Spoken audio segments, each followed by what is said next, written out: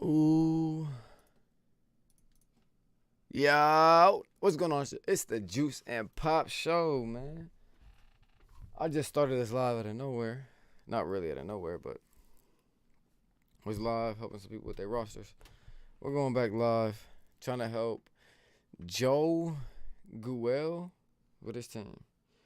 I drink lean at the bottle. I am capping. What's going on, chat? I won't hurt you if you don't hurt me. You yet ain't worried. I ain't shoppers on.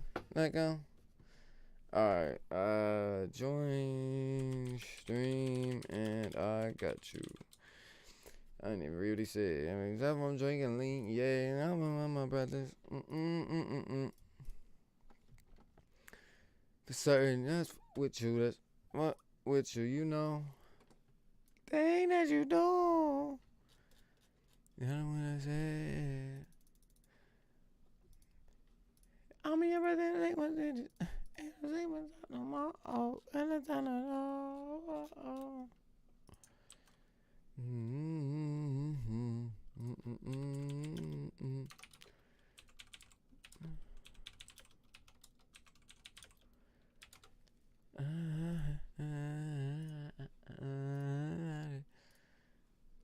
Like what I do, you can me. My bad, chat. I'm kind of singing a song in y'all ear. My apologies. I'm waiting on someone to get back in, and then I'm gonna help them with their roster. I got DK pulled up, James Robinson pulled up. Can't remember why, but we got him pulled up, chat.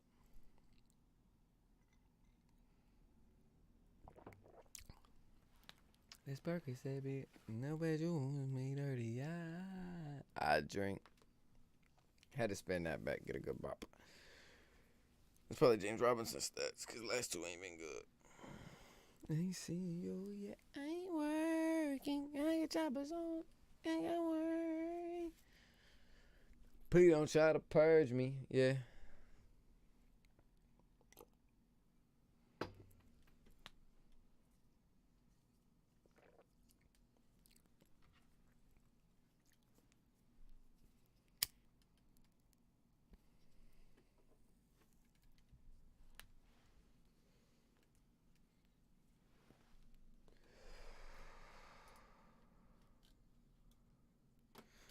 Alright, let me review his shit real quick. That's bench.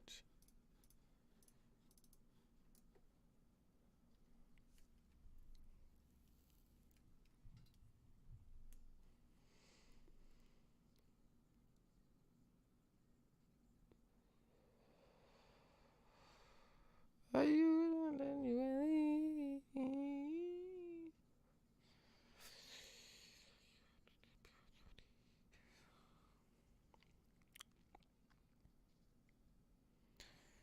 head from me hurting. Nigga said ain't working. Hope that you won't do me dirty.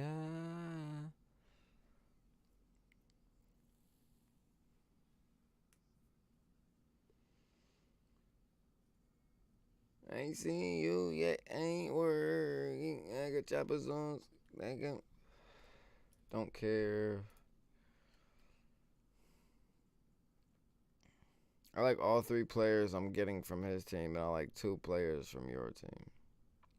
I don't care for Antonio Gibson, never have. Oh, I'm back. Oh, what's happening, gang? So, in all reality, I would do the trade. But I think you could take Jamar Chase out and take Jalen Waddle out and still get DK and Alvin Kamara. He wants to get rid of Kamara because he keeps having a sick Kamara. Kamara's been 50% play or 60% play and 40% not even playing for him. So that's why he probably wants to move him. What should you add?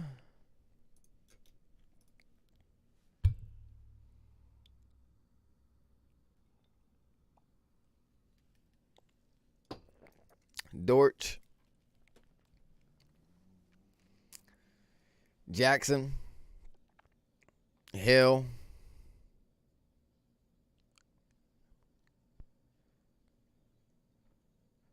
No. Oh, you only got total touchdowns for him. That's why he scored 34. Yeah, trade Hill. Trade Hill now. Trade Hill ASAP. He will never qualify as a tight end. He will never qualify as receptions and yards. He likes Hill. Yep. Damn, why Hill? Because exactly that. Hill will never qualify for yards. You will get 22% out of that max. Max. I don't care about new scheme. I don't care about new coach. I don't care about none of that. They use him how they want to use him. Straight like how they just used Doggy Bone. You ain't get shit for tight end. All you got was touchdowns because he a dog. He don't get no touchdowns. You don't get no points. Old school on 20 fouls. If he likes Hill, you could probably get out of a lot of that shit. You could probably give up Hill and Gibson and get what you want. Or you give up Hill, Gibson, and J-Rob and give up 3 motherfuckers and get that wide receiver you want. And keep that extra wide receiver and just have that depth for the whole season, and you can change on bye weeks and all that. And then the bye week change you would have would be a crazy bye week change. It's not a fill-in guy. It's not a possible guy. It's a dog. And you think I win that? By far. Hold on. So send J-Rob, Gibson, and Hill for Kamar and DK. Send it. 1,000 on 20 fouls.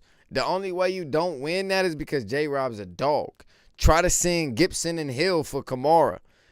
Or try to send Gibson and Hill and something else for Kamara and DK. For a 10-man, you like my team too. For a 10-man, you okay. For a 10-man, you all right. You sitting okay. I like where you sitting, but it's like where I ought to corrected my pickups on your end, right? Or let's see, Antonio Gibson I'd have took J.D. McKesson. So I wouldn't even have to worry about trading him. That's just me personally. I can show you my other ESPN drafts I have. I have like 50 to 100 trade proposals on my shit because I don't never accept trades. I don't care about none of my ESPN leagues. I don't do them. I do my main fantasy, which is way more in depth than anything you guys do. So that's why it's easy to understand what you guys have going on, but it's different. Mom's calling. Handle that. Hang on, sorry, be right back. Yep. He ain't here. Shit I just said. My Duke's called him.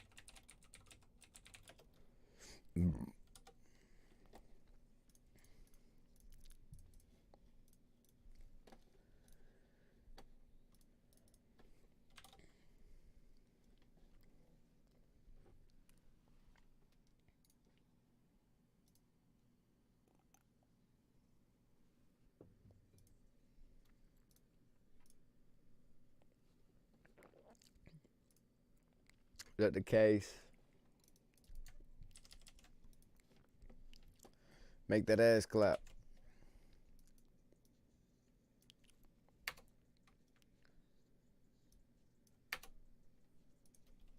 Make sure y'all fuck with me on Twitter and Instagram. Chat for anybody that watches this on the past broadcast or watches it live.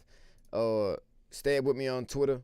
My Twitter will have fantasy updates for you guys. This week I'm dropping I dropped a couple weeks ago. all fantasy football updates. That was me. I didn't do weeks 3 nor 4 or 5 for real. Been super busy trying to catch up for you guys. We dropped the fantasy football injury report last week, and how I dropped my fantasy reports is based off of who's filling in, who's gonna play, why they hurt, is they gonna play, why they not playing, how long they hurt, and all of that natures.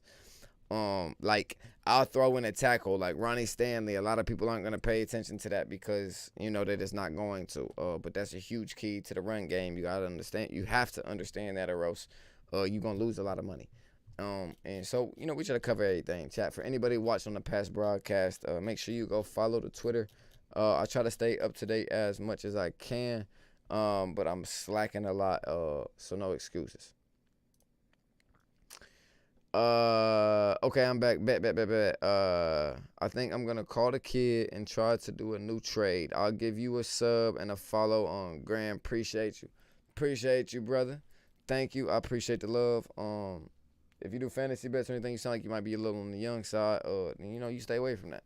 But if you're not, then I host a Patreon, $4.99 a month. You give me 10% of what you make, and you pay the $4.99 a month, or you can pay $49.99 a month. There's 2 different versions, and you don't tip me at all. You just get what I bet, and you can take whatever from my bets that you would like to take. But yeah, last week we had over 32, 34. Let me see. We had 1, 2, 3, 4, 5, 6, 7, 8, 9, 10, 11, 12, 13, 14, 15, 16, 17, 18, 19, 20, 21, 22, 23, 24, 25, 26, 27, 28, 29, 28, 29. We had 28 guys last week, and only 3 of them did not cover out of all 29, and the only 3 that didn't cover got injured. It was the best week of fantasy football bets I've ever had. There was actually another one, Raheem Mostert. I forgot about him. I took him on both things, and he covered on both. So that's 2 extras right there from what I just said. And then George Kittle. I forgot. I got George Kittle at the middle of the bottom page. George Kittle covered on everything. So, and then the ones that didn't cover, so you guys know, Debo didn't cover the 5 reception. He had the targets. That's on me. They didn't have the targets this week. We would have took the targets, but they only had receptions because they must have got crabbed on targets on the fantasy bet. So we didn't take targets. That was on me. But out of 32 players, we missed on 3 guys. And those 3 guys got injured. And then there was 1 guy that didn't cover the parlay, and that was Debo, out of everybody that we chose. So if you took anybody besides those guys, you guys made money off us last week. A lot of money. Anything that you bet. Would you trade James Conner for Kenneth Walker straight up? Yes. You don't need her, man, Jeans. By far. Not even close. You're dealing with a pass-first offense versus a run-first offense. So automatically you take Kenneth. Then second of all, you're dealing with a PPR league that doesn't benefit PPR too much over a non-PPR league. So it's not too much detrimental to where it hurts you. So therefore, you're good in that sense. Second of all, Kenneth Walker is going to receive just as much as majority receiving backs. So therefore, if you're covered in that assets, I would do it all day long. That's just me. That's without Rondale Moore coming back 2 weeks ago and last week trying to find his role into the rotation. Greg Dortch is going to be out of rotation. And then you got DeAndre Hopkins coming back, so you have to deal with that. I'm not fucking with it. I go definitely Kenneth Walker straight up over James Conner. But you probably have a little bit more leverage, and you probably could get a little bit more. He just wants to be on the dickhead side, and you could get more from him if you wanted more. I also have James Robinson and Breece Hall. I don't know why you don't start Breece Hall. Even in the PPR league, Breece Hall still scores more than like 80% of running backs. I don't get it. Y'all don't be starting Breece Hall, but y'all will start David Montgomery. Y'all will start Khalil Herbert. Y'all will start both Chicago running backs. Y'all will start Michael Carter. Y'all will start hella motherfuckers over Breece Hall. I don't know what y'all be on. I don't know what y'all on. The only thing he ain't got the past couple weeks that covered was touchdowns. If he'd have got a touchdown in any one of those weeks, he'd have been the top fantasy back by far. He's been starting for 2 weeks. He should have been starting since week 1. Good shit, though, Austin. I'm glad that you realized. Hall is my flex. He should be. As that motherfucker should. Or he should be a 1 or 2 running back. Just depending what you got going on. But I'd take him over Kenneth Walker and James Conner.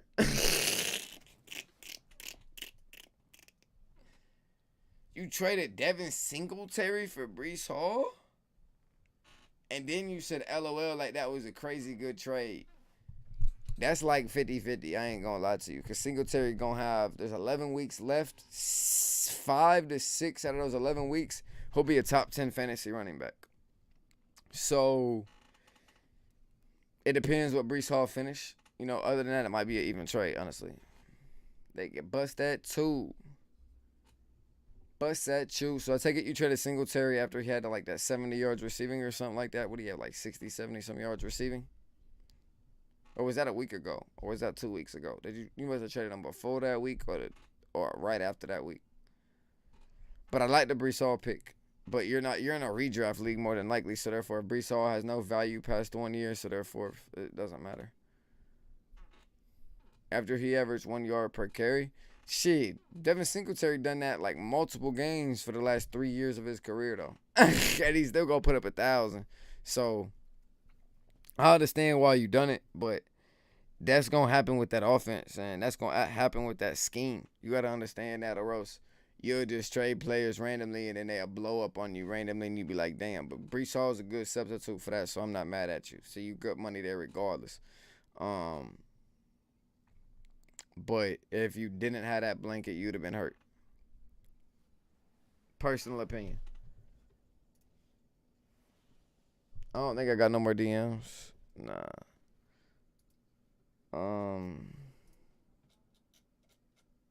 Yeah, and he ain't say shit after I said that. I think I helped him with his team as much as I could.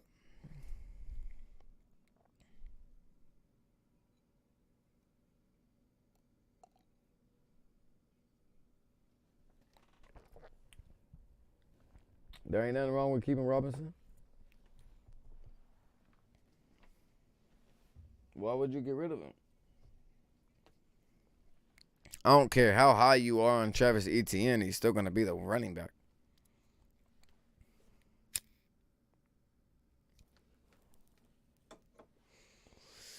It's just like Leonard Fournette can say on any podcast that he won't, he better than James Robinson. And he might be by the slightest bit. And that ain't no disrespect to Leonard. I fuck with Leonard heavy. I fucked with Leonard for years. I don't know why Jaguars cut him. They cut him on some money and on some ignorant shit.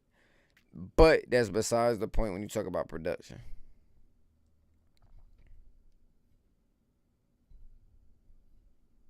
Nah, he won't take over this year. If he would have took over, he'd have been took over. The fuck is they... Like, people that just say that don't know football, don't know schemes, don't know shit. They just say that, and then next year when he takes over, they're going to be like, I told you he was going to take over. No, motherfucker, you was talking about that shit all last year.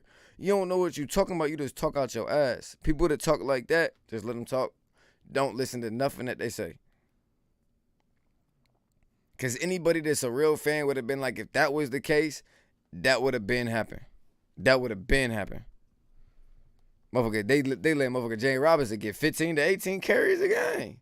What you talking about he getting replaced? You ain't finna get replaced getting 15 to 18 carries a game and it's a passing league? What? That's like getting 28 carries in 2007. Fucking crazy as fuck. But then in 2007, motherfucking Travis Etienne wouldn't even been used in an offense. He'd have been used like Reggie Bush. Ass as fuck. You feel me though, James? Like, you at the right place. My opinion is never correct. My opinion is sometimes correct, you know, majority of the time. But I say it's never correct just because it's an opinion, you know, it's just an opinion. But that's mathematics, that's scheme, that's offense and defense. I mean, offense and head coach, or offensive coordinator and head coach. that got anything to do with how they line up and pick their actual offense. They picked up their offense for a reason, the way that they picked it up this year. They designed their offense around James Robinson, or around Trevor Lawrence, then James Robinson. If the shit was drafted, if the shit was picked up around Travis Etienne, they'd have never signed Christian Kirk. Think about it. Think about it. Actually think about it. And that's gonna hit like, oh shit. Christian Kirk gonna take damn near majority of every one of his receptions, because he's gonna be 5 yards deeper than him, everything right behind him. So if he's open, he's always gonna get the ball. So that's always gonna take away Travis Etienne's reception. But people don't play into that factor.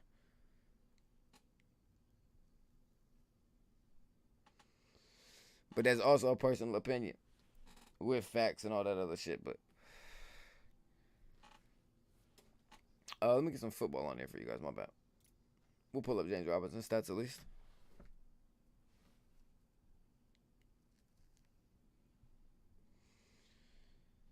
I would trade T. Higgins or Jamar Chase. And the reason why, bruh, is I get that they're pass heavy, and I get it. I never go two guys on the same team, because if that quarterback has a bad week, it fucks both of them. I don't care about the incline of the quarterback turning up and both wide receivers going crazy. It's the decline that happens 3 times per year that will fuck me. And I'll get that decline 3 to 5 times on a different team. But it'll be at times when I need it to, rather than both selling me at the same time. Because it's very rare that you'll get Chase and T. Higgins not going off.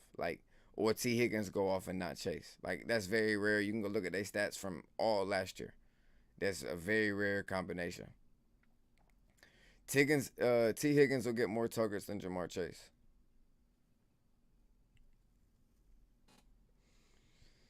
He did last year, he will this year, he will the next year, and he will the year after that. He will every year that they're on the team. Every year that they're on a team together, T. Higgins will be involved in the offense more than Jamar Chase, because Jamar Chase is more of a boom player, so they'll put him in more boom packages and boom schemes and boom formats. So therefore, Higgins will always be targeted more, because the boom play is never going to be there as much as the consistent play.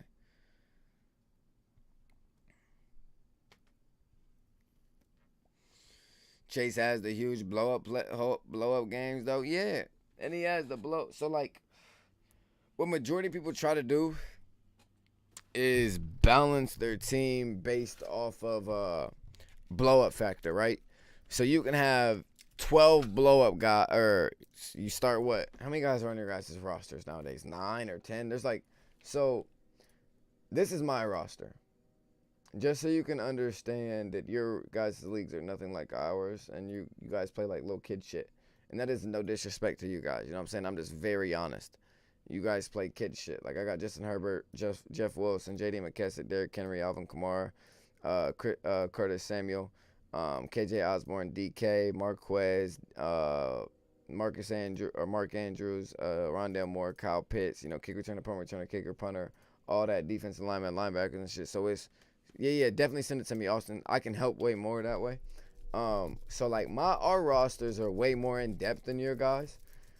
So when you guys say 10 teams and 12 teams, PPRs, it's super easy to find guys that can score more than a number one guy for someone else on their team. It's very easy to find that guy. It's just a chance, but it's very easy to find that kind of guy.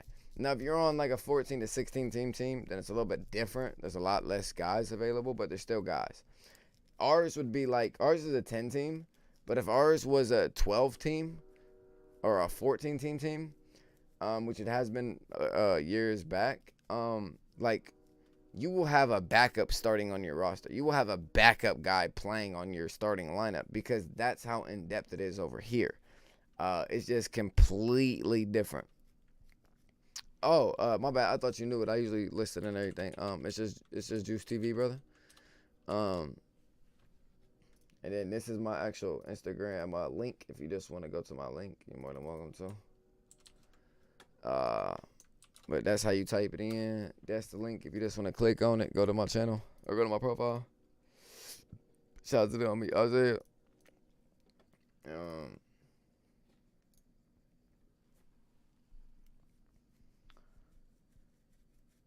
but yeah, I gotta get a lot. I gotta get out some content for you guys. Thanks, bro. Yeah. Before I reply to your shit on Instagram, which I will, just let me drop another video on Instagram. I mean on YouTube for you guys. I got plenty of shit to drop. What would you like to see, Austin?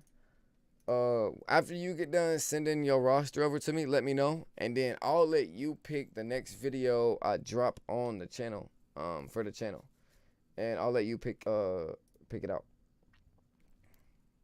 My bad, I only got one camera on. I got two. I know it's set up for over here on this chair, but it's usually someone over there sitting. I could put one big ass camera in the middle right there on the side, but just in case somebody randomly pulls up. Just sent. Sounds good.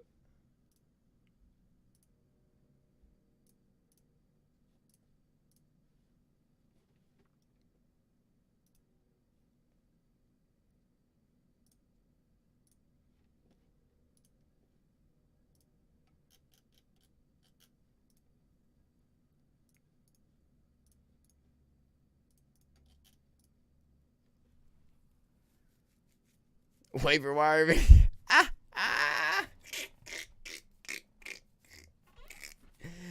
Listen. I took that like you was making a waiver wire on my videos, like you was picking one that gets the release tomorrow type shit. That's how I took it. Rather than do I have any waiver wire videos? I don't got none of those. No, not yet. I don't really do fantasy football videos because fantasy football videos limit you to just fantasy football fans. Myself, yeah.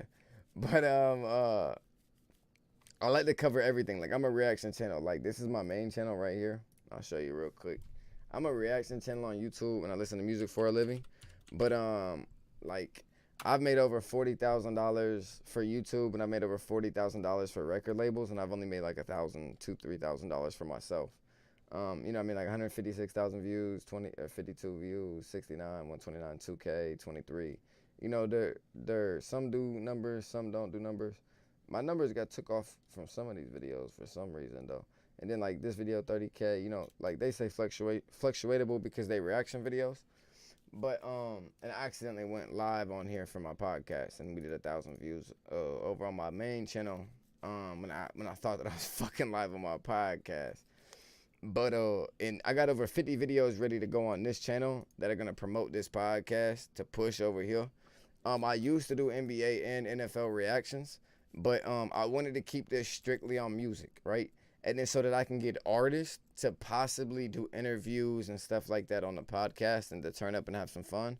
Because I feel like I'm a completely different style of creator than everybody else, and I feel like everybody else that's an interviewer or a podcast, I feel like they be asking some weird or some hoe ass shit. Every now and again you get a blue moon question, and there's some good podcasts out there. But I would say about 90% of podcasts are lame as fuck, and I don't respect none of them. So that's kind of why I'm stepping in that lane, because I've wanted to step in the lane for about 5-6 years before podcasts ever blew up, but nobody wanted to step with me ever. So then I asked my dad if he'd want to turn up with me, and my pop said yeah, so it motivated me to do the podcast. So I got over 50 videos ready to drop on this. It's going to push the podcast. We're going to push that. And then on the podcast, we're going to react to NBA reactions, NFL reactions. It's just like, when you look on the channel, you see, when you look on the channel and you go here, I try to design shit to help you guys. Yeah, I don't make the most fantasy football stuff, but I help you guys with knowing your own fantasy football knowledge. I show you the big hits. I show you the pass deflects. I show you the drops. I show you the film breakdown. I show you every 10-yard carry. I show you every turnover. I show you every first down. I show you the tackles for loss. I show you the injuries that happen. I show you the incompletions that are key and bad situational. I show you the sacks that happen. I show you why certain players aren't going to get the shit that they're going to get because of certain defensive lines. You know what I'm saying? You guys get all that breakdown. It's just, do you do the math and actually understand that? I appreciate the subscribe too, because we was at 51. Now we at 52. Appreciate you, brother. Thank you. That's a blessing. No cap. But I dropped these videos for you guys. And I want you to understand, like, and you gonna understand this, Austin, from a fan, you know, from a fan standpoint for just football, not even from a fan for the podcast, right? This is my videos. This is my clips, you know. I want you to understand this. NFL edits. This everything right here. This everything I do right here. Right? And you can't even see everything on this actual window itself. Let me slide it over a little bit for you. But it's like I could go here and then go to week 1 through 7. This gonna have all the week 2 shit right here, all the week 3 clips right here, which is even more separate clips. This is over 5,000 clips for you guys on the channel. Over 5,000. But it's for you guys. It's for y'all to turn up. It's for y'all to have fun. It's for y'all to be able to bet y'all money the smart way.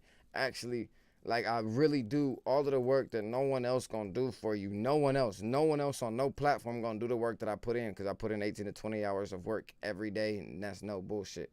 Like, this right now is me feeling like I'm wasting my time talking to you, because I know it's not beneficial, and I know I could work on a lot more videos for you guys to help out a lot of people, but I want to keep doing the lives to help out you guys, to make it beneficial for you guys, so you guys get that, okay, he actually cares about us, and he's trying to put out the content to help us make money and win money and have fun with football. So that's why I do everything. And I want to let you pick out the next video. So I'm going to go through my YouTube studio and let you pick out any video that you want. And we're going to drop that right now. And then I'm going to break down your roster for you. Z Smitty, what's happening, brother? Welcome to the platform. I appreciate you for tapping in. Should I trade Joe Mixon, Chris Godwin, and Stevenson for Diggs and Devontae Smith? Devontae Smith is going to be fluctuational depending upon weeks. You got to understand Dallas Goedert is there. A.J. Brown is there. Miles Sanders is there. Gainwell is there. There's very many options. There's a lot of things going on. There's a lot of moving pieces. Chris Godwin probably isn't going to be himself again. That is no disrespect to Chris Godwin, but he will be there again, and that's just because of Tom Brady. So Chris Godwin will be back to what he does, but he won't be back to putting up, 10 catches for 140 yards. That's just not going to happen. No disrespect to him. So you kind of 50-50 on that. That's based upon how you feel, putting in work. I appreciate you, Austin. My running backs are Mixon, Breece Hall, Ramon Stevenson, Cordell Patterson, James Conner, and Antonio Gibson. So you could possibly lose that to grab Diggs, and I feel like you grabbing Diggs in the main situation there, and you're just banking on Devontae Smith still putting up. I like it overall. If you can give up one of those running backs and it not hurt you, because you're gonna have Hall and Patterson replace. See if you can give up Gibson rather than Mixon or Stevenson, because Gibson's gonna be replaced. Top 10 bust videos, that would be fire. But that's just like a funny video, and that's content creating, and that's something for me to do in the off season when there's no football going on. If I drop a top 10 buzz video, that doesn't benefit you in no way on fantasy bets, doesn't benefit you in no way in gambling, doesn't benefit you in no way in your fantasy football, ESPN, sleeper apps, or any of your other leagues. It doesn't help in any way, major form. The only thing that it helps is me. And I would rather help you guys as much as I can now and drop that shit in the off season, and then you guys turn the channel up and help me out as much as you can in the off season, so I can turn y'all up as much as I can during the season. Facts, that's not like a serious video. Facts, that's more for me to benefit, not you guys. I'm more you guys benefiting to help me benefit, and I know y'all will help me on the back end during that off season and turn this motherfucker up. If I help y'all as much as I can now, I know y'all gonna look out for me in the back end on that off season. Y'all still gonna come fuck with me. But I got to give y'all that respect and give y'all that, damn, he looked out for us this whole season. He ain't worried about no extra content for, yeah, he dropped the little reactions and the sidebar shit in the lives and shit, but he stayed consistent with helping us with make money, trying not to lose money, and trying us to help us have fun with fantasy football, and that's what it's about. So you can pick anything between, and I let y'all see this right now. It's a quick sneak peek. This is a quick sneak peek of what's going to happen for the Halloween season for all of the videos. This is just a little snippet. Nothing crazy. You guys don't get to see the whole thing. This is just a piece of it. Just a little piece. That's me and that's my pops on one side.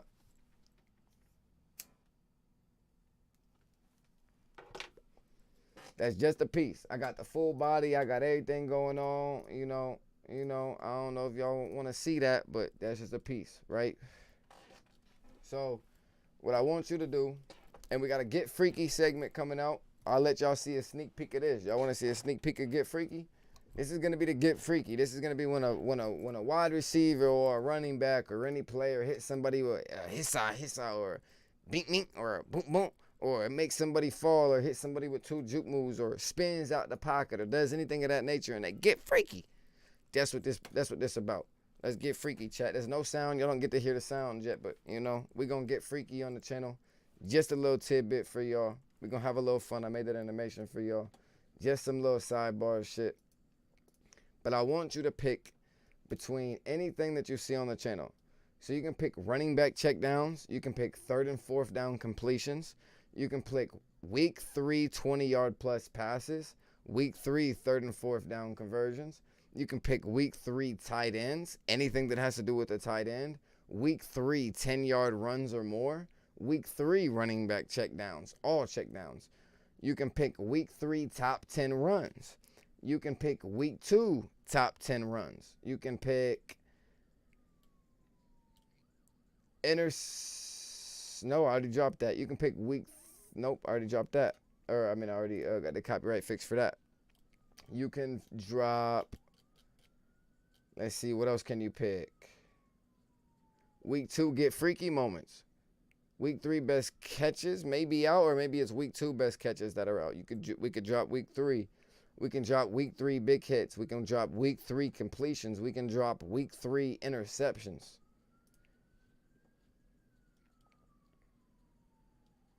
We can drop week 3 quarterback scrambles. We can drop week 3 regular runs from any running back in the league.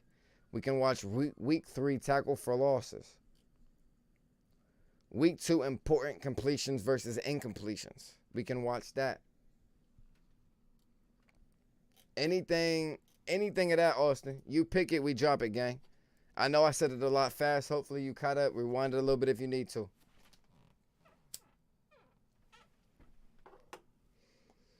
Week 3, top 10 catches sounds fire. Best catches or top 10? What you want?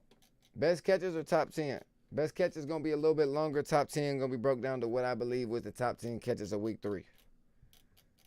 We drop whatever. You pick it, we drop it right now. I would drop it right now. I could react to it right now on the page too. Best catches, yep.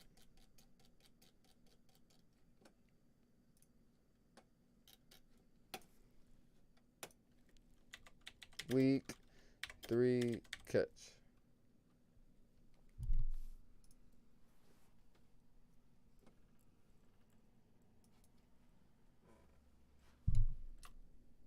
Week 3, 2022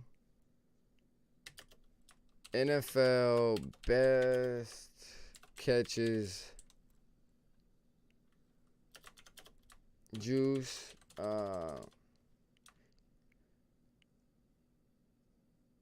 He caught that ? Juice and Pops show.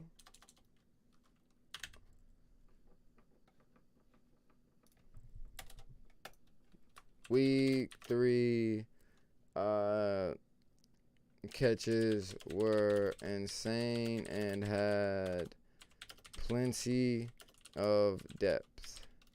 And this, I kind of gotta remember the video. In this video, you will see some wide receivers that are not huge names, but get big plays during game. Sometimes it is not about the player, but about the scheme and match up.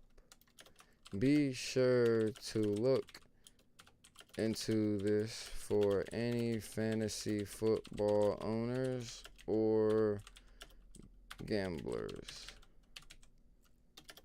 If you like this style of NFL highlights, Be sure to like and subscribe to the content.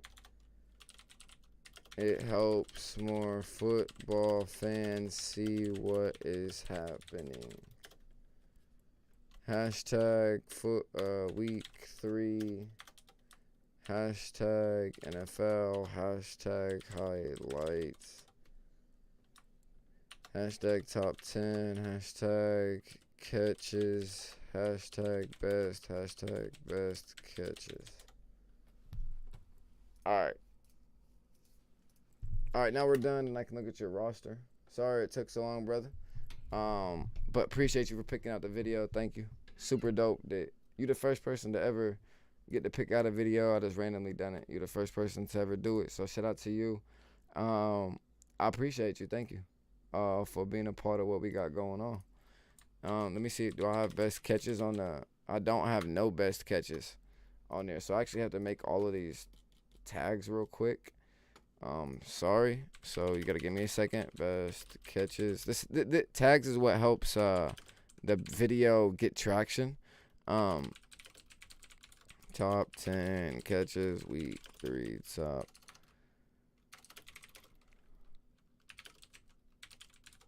top catches from week 3 top catches week 3 best catches NFL week 3 2022 best catches. It's all good. Thanks for letting me do that. I appreciate you, brother. Nah, it ain't got shit to do with you saying thanks. I appreciate the fuck out of that. I ain't gonna lie to you. I'm not one of these motherfuckers that's gonna sit up here and act like shit's different, bro. I'm not one of these. I don't care if there's 1,000 people in my podcast or 10,000 people in my podcast. I read my chat. I show love in my chat. I'm different than everybody because without any one of you guys, I'm literally fucking nothing. And you guys all need to understand that and know that no content creator is ever anything without the fan base. I need y'all in order to make me. I feel I'm the man I am, but I can't be the man I am without a fan base. And no content creator ever can in life. So without y'all, there ain't us. Y'all got to know that for sure, for sure. So we greatly appreciate y'all. And if other content creators don't let y'all know that, then that's on them. That ain't got nothing to do with us.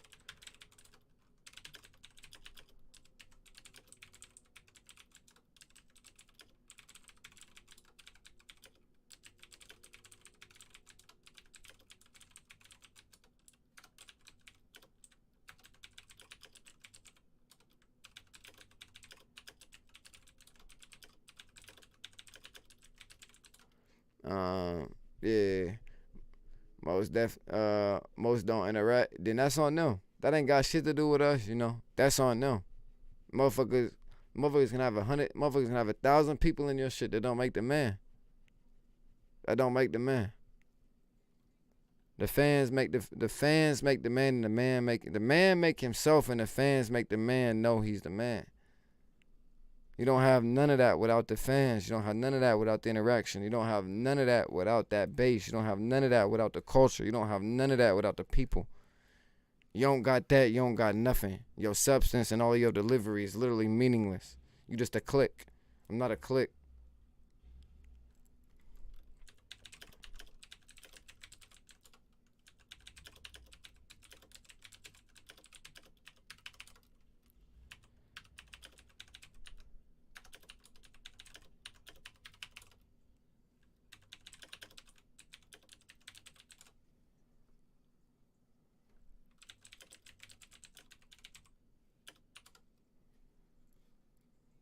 Ooh. All right, we dropping the chat. Let's get it. Best viewer. Yeah, we do that. We do it like that. We ain't gonna put no subscribe. We let y'all subscribe if y'all want to. And it's like, I never say subscribe or drop a like or nothing on none of my shit. I let y'all do that shit always off of the strength of y'all love. I don't never mention it. And y'all would do it even if I said something. Y'all just don't even think about it. It's the principle in life to me. Nothing else. Appreciate you picking that out, brother. Thank you. Greatly appreciate that. Greatly appreciate that. Thank you, brother. Fire. For sure. Austin, appreciate you, bro. Thank you. Greatly appreciate that. Welcome to the best catches of week 3 of 2022, man. Let's watch them. Let's get it in. Now, listen, I don't know if I can actually watch all of these without getting a copyright. Now, this video has no copyright, and I've done my best to get no copyrights on these. I've never reacted to these live, so I'm going to try it one time for the one time. Hopefully, we don't get banned for this. Let's have some fun. Christian Kirk over there to that man, 84. Good sideline catch. We got Goff down the middle on a big 2nd and 10 for a field goal opportunity. Trevor Lawrence looks at the out route, isn't there? Goes underneath with a crazy catch by Marvin Jones. Let's throw that back one time. Marvin hung on to that, didn't he? Good work, Marvin. Good work. We right back. Any of my highlights you will see right back with the same team. If you like a team, trust me, it's going to be right back. We got you. Marvin Jones right back again. Now we on to that Seattle and Atlanta game. Over the top to Big DK, big body on the inside. Listen to me right here. This is very key to get inside of any DB, whether it's a nickel, outside, or inside corner. This is what you got to get. You have to get inside leverage to get high point opportunity. If you got backside leverage with high point opportunity, 8 times out of 10, that DB going to fuck up that play. Definitely got that, Austin. Definitely got that. I got the audio on this for the regular video for you guys. I'm playing no audio right now because I want you guys to get my commentary, not the NFL commentaries. Oh, yeah, good sideline catch. Oh, yeah, got him. Look, let's notice this. Got him right there.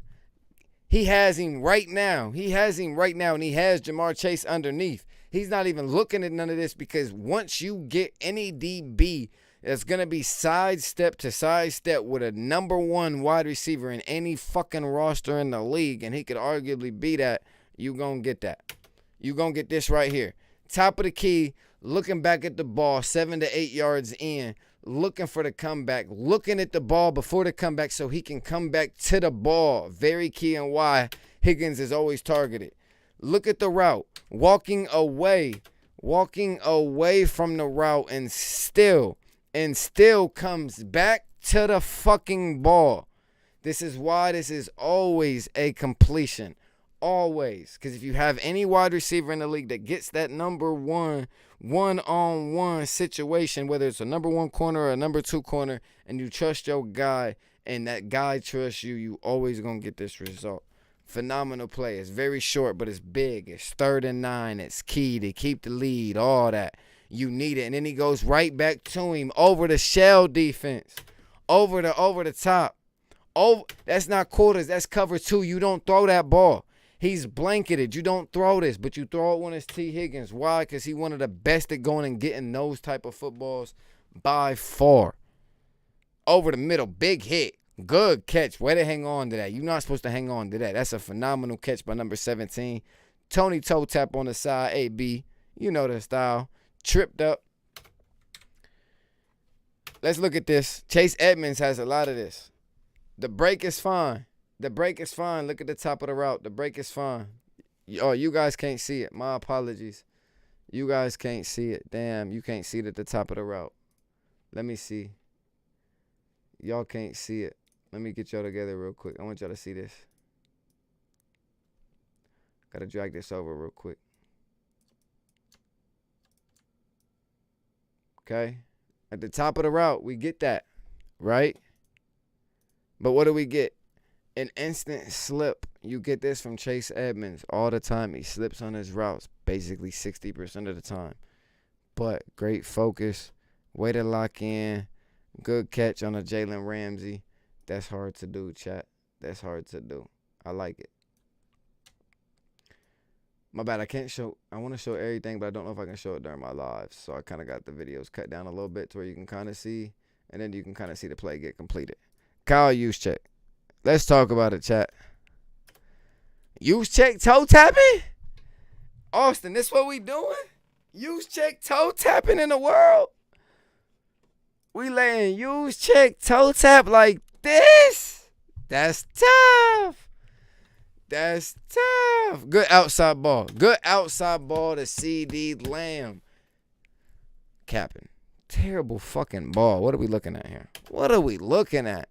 Come on, Cooper Rush. Right now, you have to throw inside the corner route, okay? You throw outside leverage. He's got underneath. You throw it to the corner, he can literally catch it and fall into the ball, right? But what does he do? He throws it backside shoulder, crazy-ass catch. He's not supposed to make that. Way to make that. He makes those in practice, so that's why they do that. Okay, then. Not the FB. What's the FB gang? Oh, the fullback. Yeah, the fullback got active, didn't he? Oh, yeah. And Amari Cooper got active against Pittsburgh, and I'm sick about that. I'm a Pittsburgh fan, but Amari got active against us. Amari got real active against us. I want to skip that play because that play looked a little long. I ain't want that to give me no copyright. Right here, we got this sideline catch. Who was that? Is that Deontay? Yeah, good catch by Deontay. We got an over the top. Isaiah Mckenzie. Listen, Isaiah McKenzie's doing this a lot. He's spreading the defense. He's making that DB work. He's making that nickel DB chase him, which is very hard. Good work by him. I love it. And then you got Tua doing the Tua thing, just trying to get out of the pocket, trying to make something happen. And what I like about Tua when he gets out of the pocket and makes something happen is he completes the ball sometimes, which is really nice. A lot of times when you see that quarterback get out of that pocket, they don't complete the ball. That's why Aaron Rodgers is considered one of the best, because every time he gets out that pocket, he completes the ball, and he don't get out of the pocket unless he has to. Mckenzie is very underrated, but Mckenzie was also just a kick returner and punt returner last year. So you got to understand that he was only thrown in the slot like 5%, 10% of plays last year. So this year is a different ball game for him. Nobody's going to put respect on his name until, they see what we see. And they look at tape, but a lot of people don't look at tape. Go get you one. Oh, y'all can't see. Hold on. Y'all can't see that? Y'all can't see that for sure? Oh, I got y'all on that. You know I got y'all on this. That's your body? You going over the shoulder, lean back this way, and catch it like this off of the lean?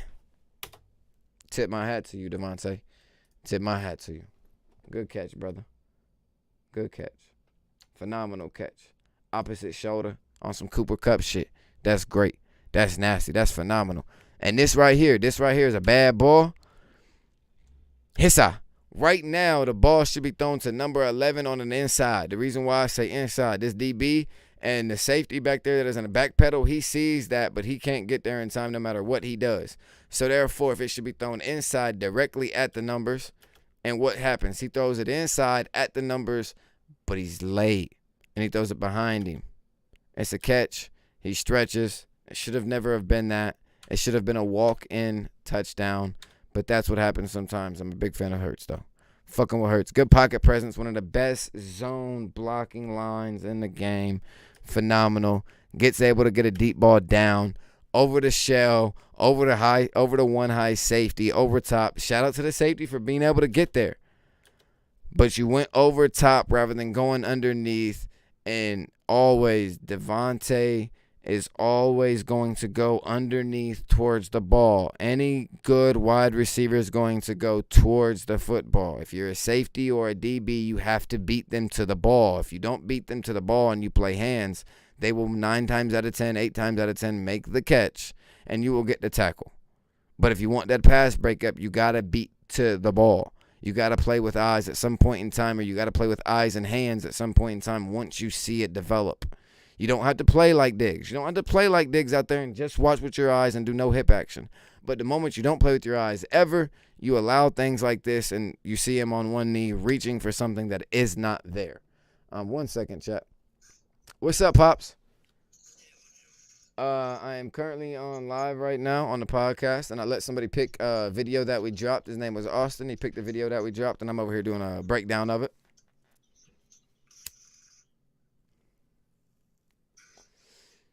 So let me call you back right after I do this breakdown. And if you want, I'll call you on Discord. All right, bet. Just let me do this breakdown and I'll call you right back. Or I'll call you on Discord. Give me like 2-3 minutes. Bet.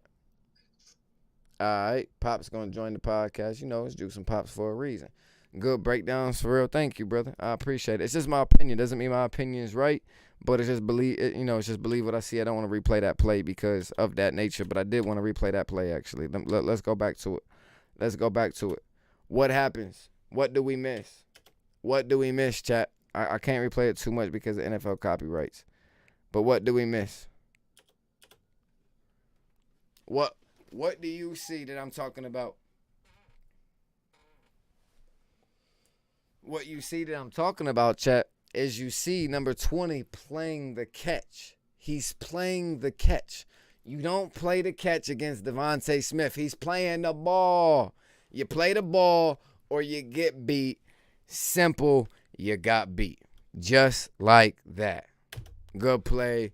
Exactly. Goes behind him. He doesn't play the ball. He played the ball, or he played the receiver, not the ball. You play the ball, baby. You always play the ball. Now let's run this back. What happens? You go right back to him. You're going to let him get the opportunity to score because he deserves it. It's 4th and goal. You ain't give it to him 1st, 2nd, or 3rd down. Everybody's selling the bag. Who the fuck got you there? Okay, let's give him one. What do? You give him one. And what does he do? You take inside leverage. Great. You take high point peak of the ball, what you're supposed to do. But where you fall flat is Devontae Smith is just a little bit better at times. And it's good defense. It's just better offense.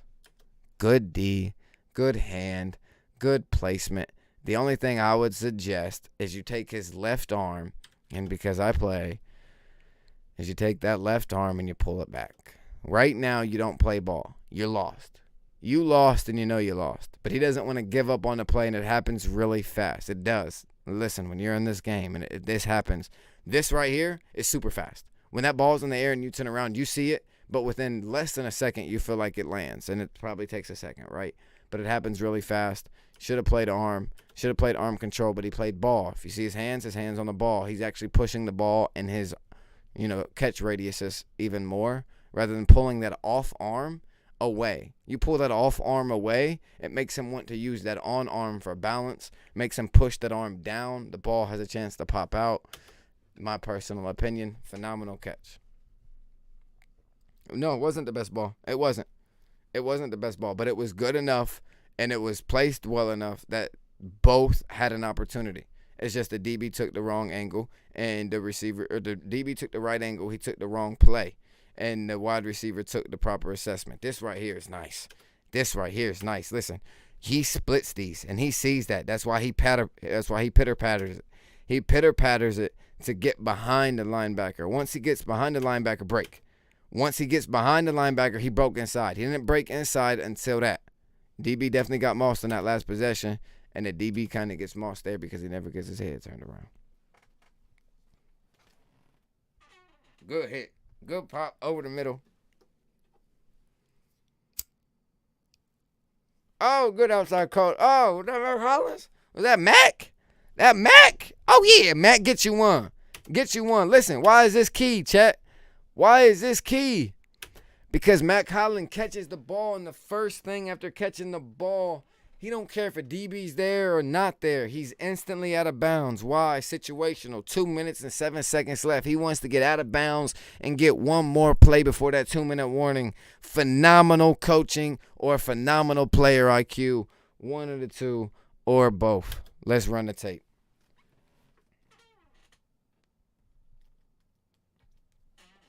And then what do I tell y'all? What do I always tell y'all? If it becomes a 3rd or a 4th down, whoever got them there, they're going to rely on you. Even if you the running back, they're going to put you out there as a running back option if you possible for that. On that 3rd and 4th down, they're going to give you that possession. They're going to give you that opportunity. You got me here. Now finish that motherfucker. And what the fuck, excuse my language, what do Mike Collins do? He finished that thing. Mac or not Mike, my apologies, Mac. Mac Hollins finishes that thing, man. He got you there. Let me get you there. Little boy team and all that. Let's run some tape, man. Deep ball, over the edge, sideline catch, helmet catch with Mr. Michael Pittman. Good catch, brother. Good catch. Terrible ball. Terrible ball. You don't throw that. You don't throw that on a cover 2. Listen, you don't throw that on a cover 2 because 2 yards farther, it's a pick. 1 yard shorter, it's a pass deflect. He throws it right there, and it's barely a catch. But, hey, Matt Ryan gets away with it. That's my breakdown of the video that we just dropped. Thank you for picking a video that I dropped, though, Austin. Appreciate you. And he was definitely too little. He was definitely too little. Too little for Doggy Bone. Definitely he was too little. And the stream is actually in excellent condition. So that means that we're doing good right now. No stream malfunctions and no copyright. We're good. We could actually play another one if we wanted to. I like it.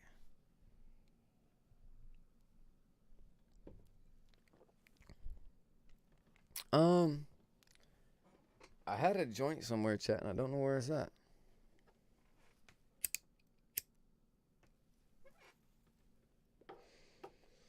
This stream fire, Austin. This ain't shit. We just recently got a cat that's blind. Give me a second. I gotta go grab him from downstairs. Make sure he good money. Won't even take 30 seconds. Literally won't take 30 seconds. I'll let you watch week 3 top 10 runs. Until the meantime, chat, have fun. I'll be right back. I appreciate the love, though, Austin. Thank you. And when I get back, I'll help you with everything on your fantasy roster, too, if you want me to, brother. I appreciate you. Get this kitty cat.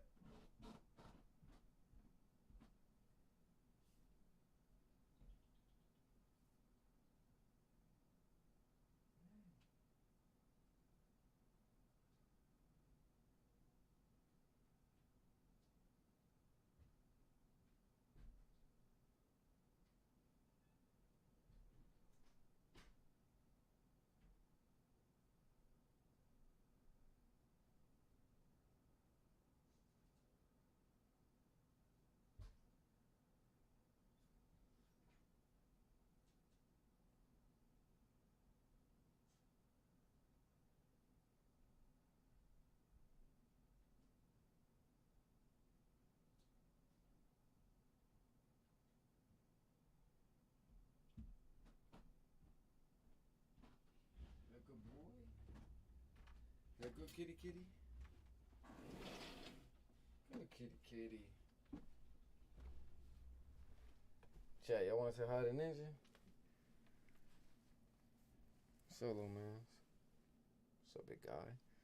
Want to say hi? Hey.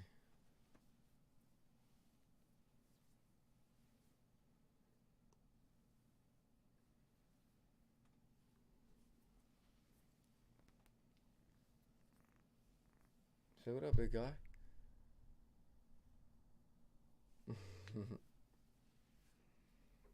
You good money, gang? I'm gonna put you in your box over here. You ready?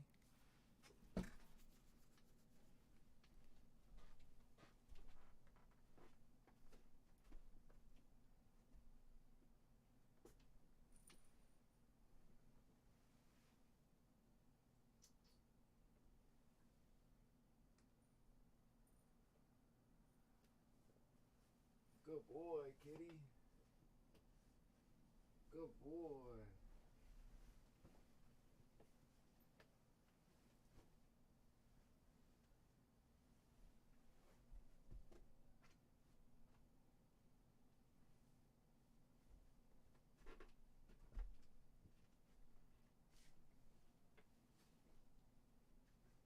I'm live right now, kitty. I will play with you, but I'm trying to do my own thing real quick. I'll play with you a little bit, alright? Good boy, kitty. Good boy, little mans. Here, you want a toy? Want a toy? There you go. Good boy, kitty. Good boy.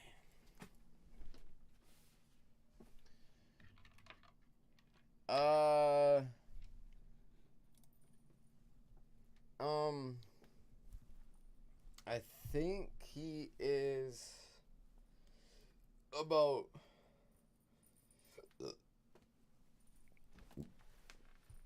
maybe 2 months, maybe 8 weeks old. Around like 6 to 7 probably. Let me smoke some weed. Let me open this window for him. I don't want to make him high. Oh, my window's already open. I ain't that type of friend. Let's go to your shit so I don't prolong your shit none. You've already been in here enough. I do appreciate you for tapping in and locking in with me though. Thank you. So Austin, let me know any information or anything that you want to know either about your team or about football, or if you want me to drop another video and let's break it down or anything of that nature. Whatever you want to do, bruh, I'll let you pick it. Whatever you want to do, whatever information you want, It don't matter. We own that. So you pick it, and we gonna do it, brother. It's on you. You pick what we do. I'm gonna go put a little bit of Pepsi in my cup so I got some energy.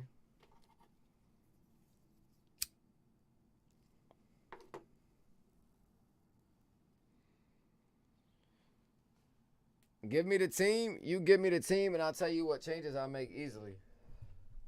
You give me the team, and that's an easy pick right there.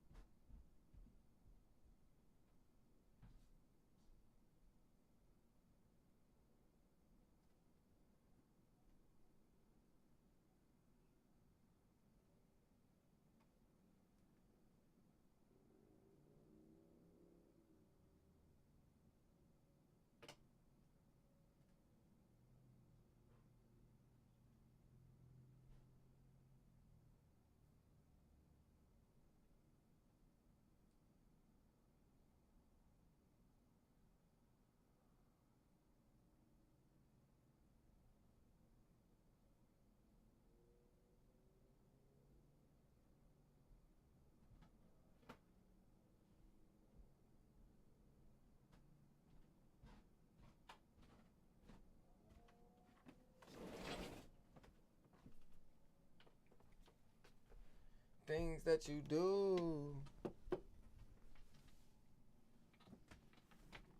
Oh, you went over here, little man? Let me move this out the way for you. And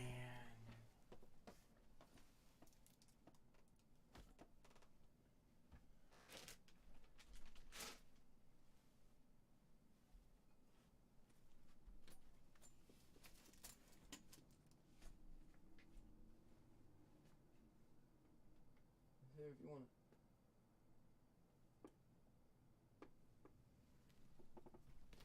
Okay. Oh, yeah. Easy. Easy advice. Can you screenshot your available wide receivers and your available running backs? Just one page of your available wide receivers and one page of your available running backs. Screenshot them. Send them both to me. You may have somebody in your waivers that might be beneficial. Like, a lot of people probably don't have Josh Reynolds. And people should have had Josh Reynolds 3 weeks ago. He was on my fantasy team. I cut him 3 weeks ago just because of other players and shit, which I wish I never did. And I wish I played him this week, but it is what it is. Yeah. I cut Josh Reynolds because my fantasy is a lot different than you guys, but I kept telling everybody to keep Josh Reynolds because of injuries and possible other things. And yeah, I think he had like 90-some yards off of 5-6 catches. No touchdown, no, but still scored 14, 15 fantasy points. I lost my headphone. My headphone piece, like, this one has like a cushion to it. This one doesn't have a cushion no more. I lost my cushion. I'm kind of upset. I can't put my earpiece in now. But, it is what it is. We'll find it, chat. We're on to better things. PPR League, all right. RIP. Yeah. If you can send me, once you send me what you have available for a running back and wide receiver option, they're like, especially in 10 teams, brother, so much people to find. So much people to find.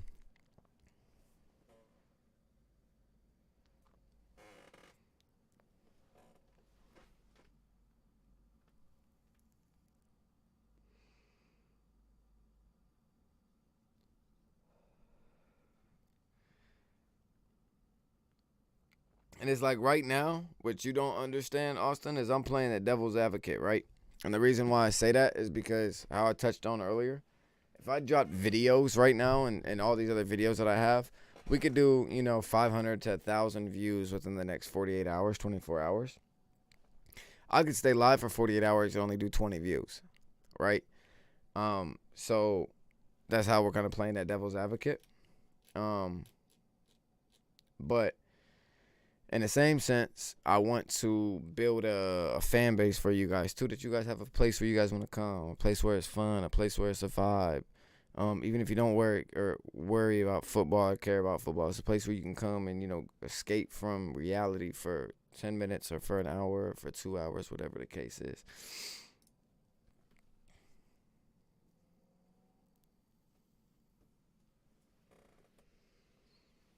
Okay, off the muscle. Exactly. Exactly, brother. Exactly.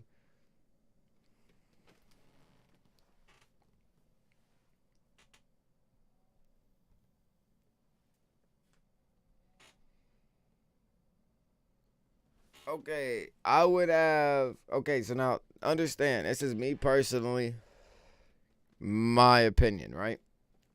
I want you to see my roster. This is my team. Okay.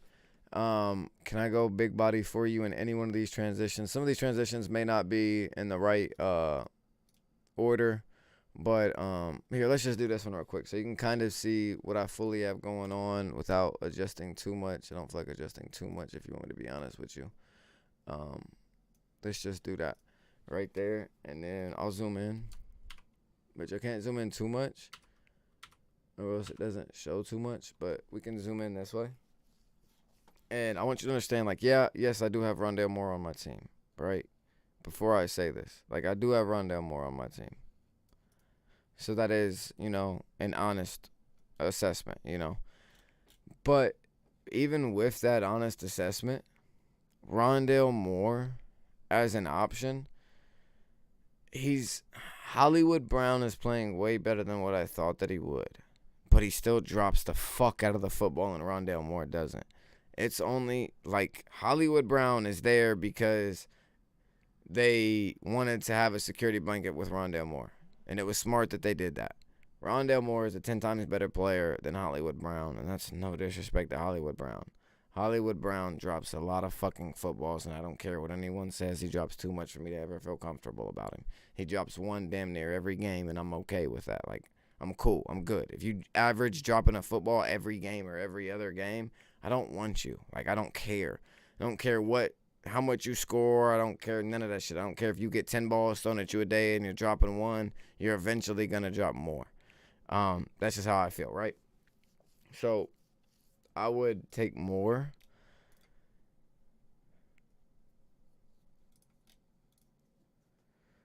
Over Juju, Tony, Russell Gage, and Dobbs.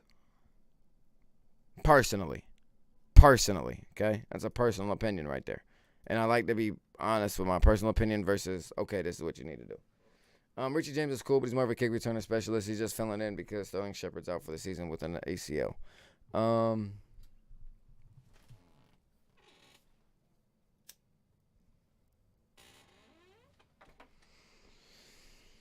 I'd rather have Noah Brown, and I know he scored one, but I don't care. I'd rather have Noah Brown than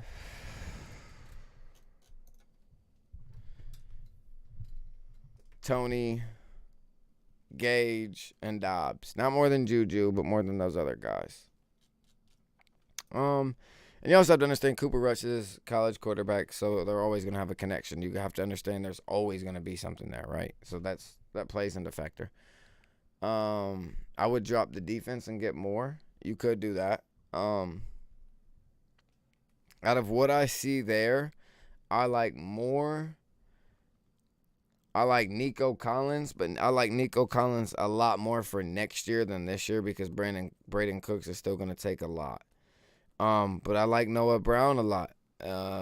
Noah Brown would probably be a very good pickup for next week. He'll score a lot more next week. The reason why he didn't have anything this week was because of CeeDee Lamb and because Zeke played well and because Pollard took over the game. So it makes it hard for multiple receivers to hit rather than a receiver and a tight end. So you have to play into that consideration.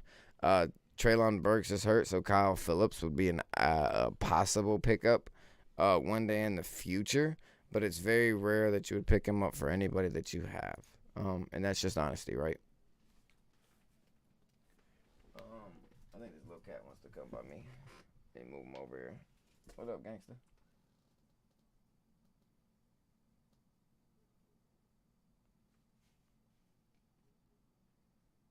Good boy. Good kitty.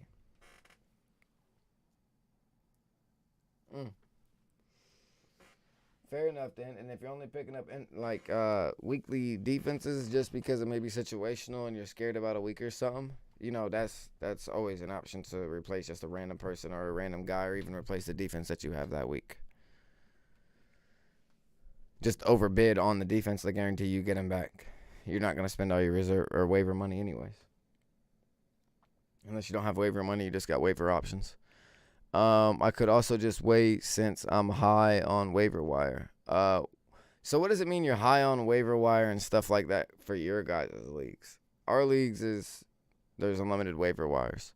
You just cut who you want and pick up who you want. If you want to pick up a guy or cut a guy, you can cut your whole damn roster in one week if you wanted to. It'd be dumb as fuck though, because everybody else would be picking up from your players. And then see, we do bids. We don't do waivers to where who puts in the waiver first and stuff like that. So I don't know if you have a bid waiver or.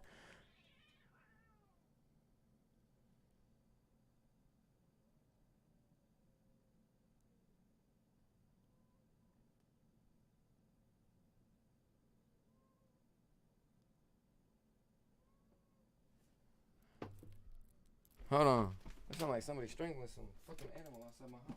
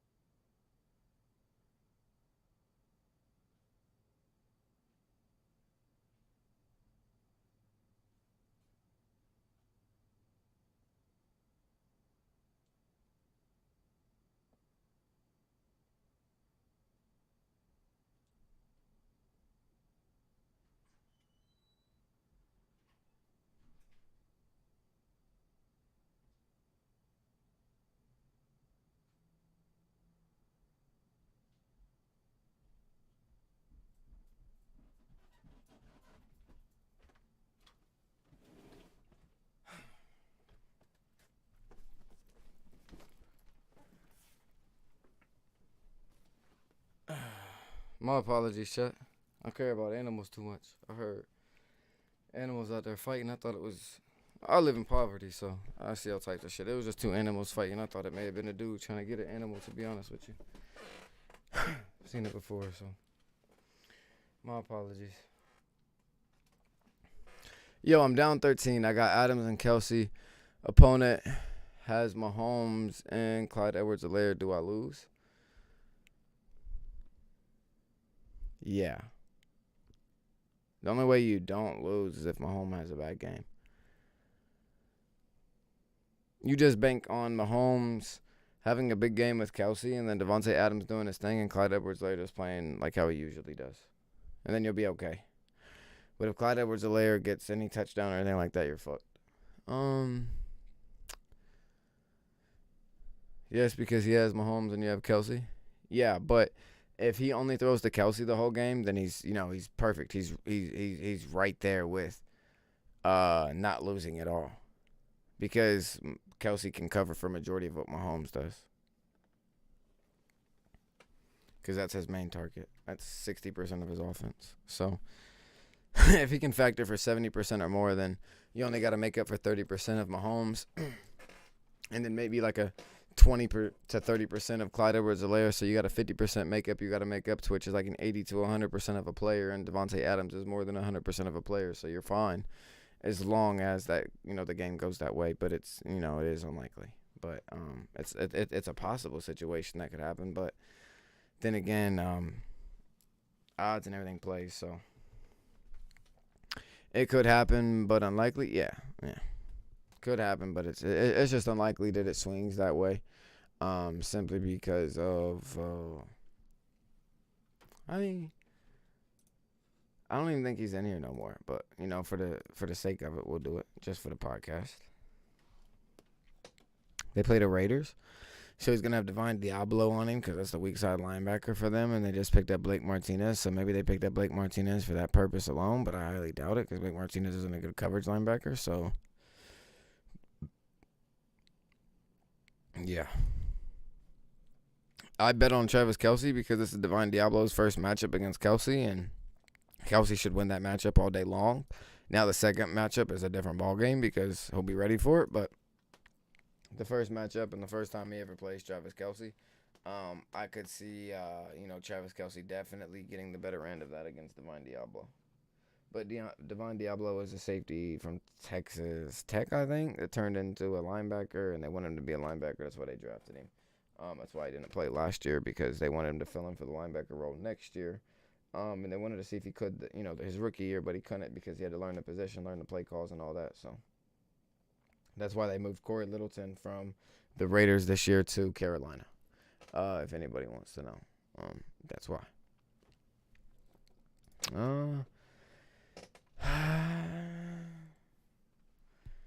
Benjamin's kind of like a 50-50. I want to touch that.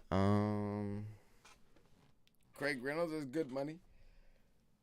But Craig Reynolds is only valuable while Swift is gone, so there's no pickups there. Phillip Lindsay is only worth picking up because of their injuries right now.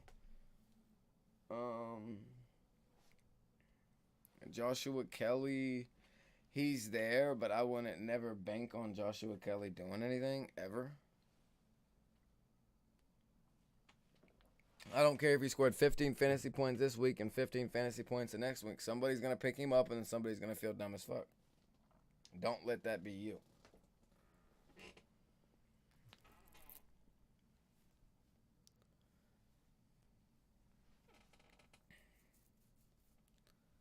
What you got?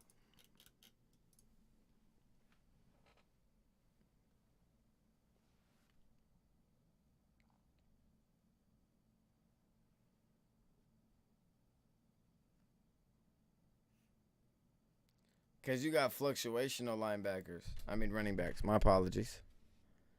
I was thinking Benjamin. I like it. But, shoot, I guess I could go back to, this camera, I guess. I like it. But then again, at the end of the day, brother, Rondale Moore, DeAndre Hopkins coming back. You got a lot going on. And like you just commented, you got Connor. It's a replacement piece for, if somebody gets hurt. But it's doubtful that in situational for games, you'll ever really use him.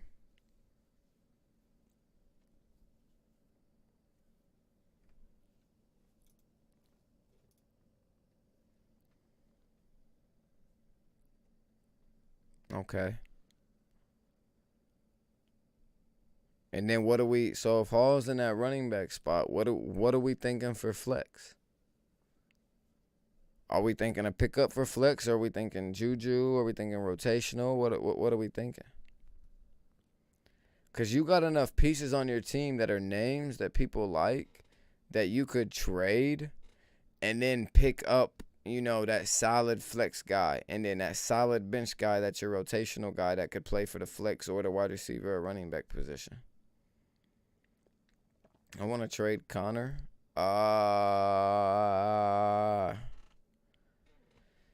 If you can trade him at a ceiling to where you get something that's beneficial for you 1,000%. But it's very hard to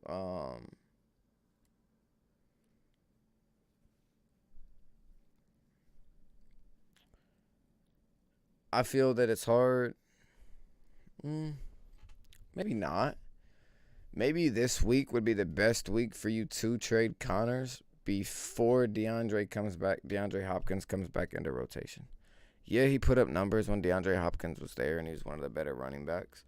So maybe he finds his role a little bit better once DeAndre Hopkins comes back. But I'm banking on once DeAndre Hopkins comes back, they still use Benjamin very rarely, and they're still going to use Connor 24/7. But, I don't know if 12 to 15 carries max and maybe 3 receptions, maybe, is enough for me when it comes to playing him over certain guys. It's hard to shop Connors right now. I take it he may not have put up much. Because what did he put up? Only a couple points, right? Yeah, he only put up 6.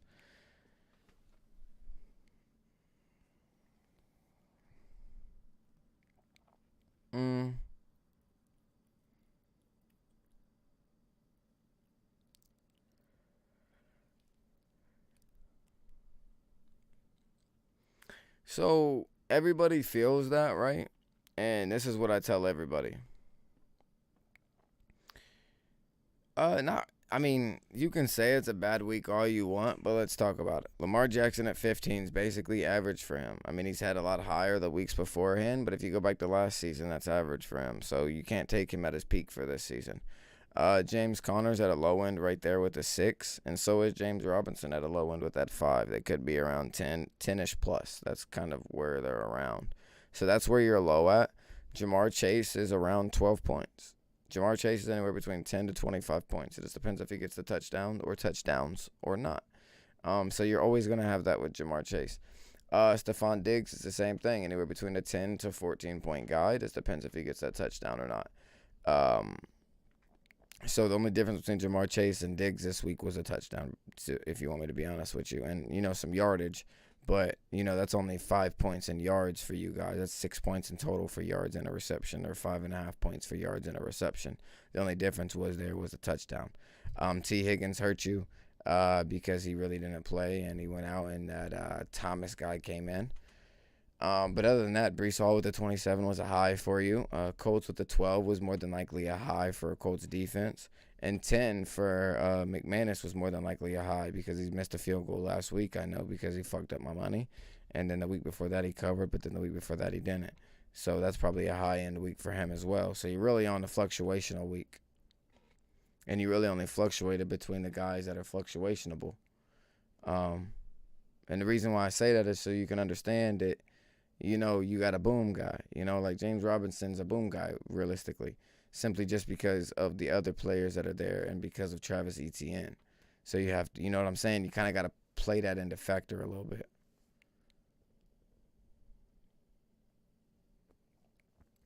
Yeah, and that's how it goes sometimes, bro. Like, you lose because of an injury and you be like,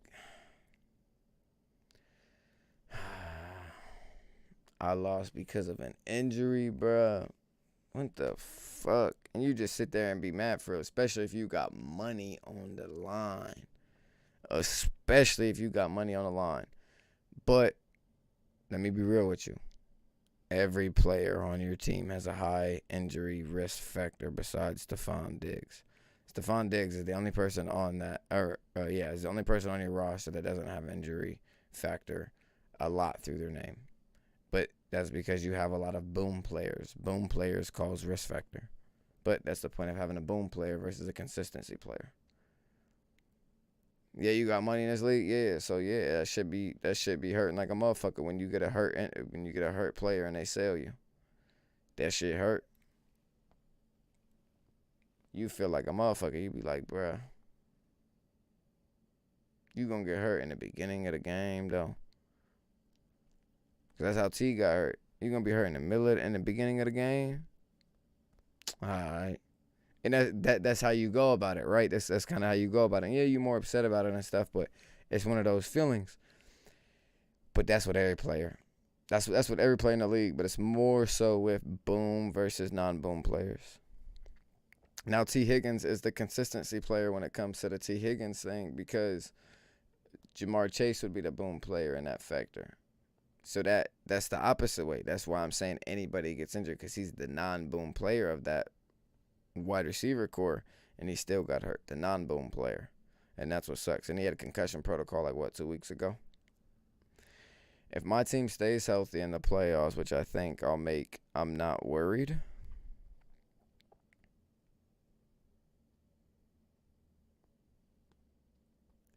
Is your playoffs the same playoffs? No, it can't be the same. So when is your playoffs? Like week 13 or is it week 14 into the NFL?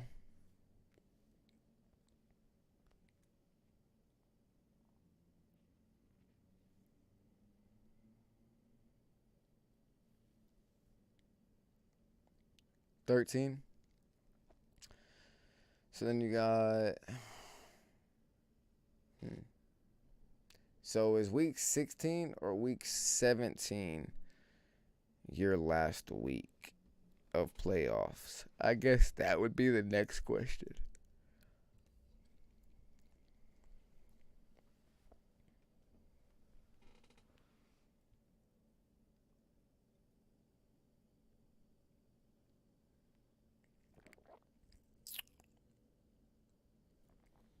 Okay.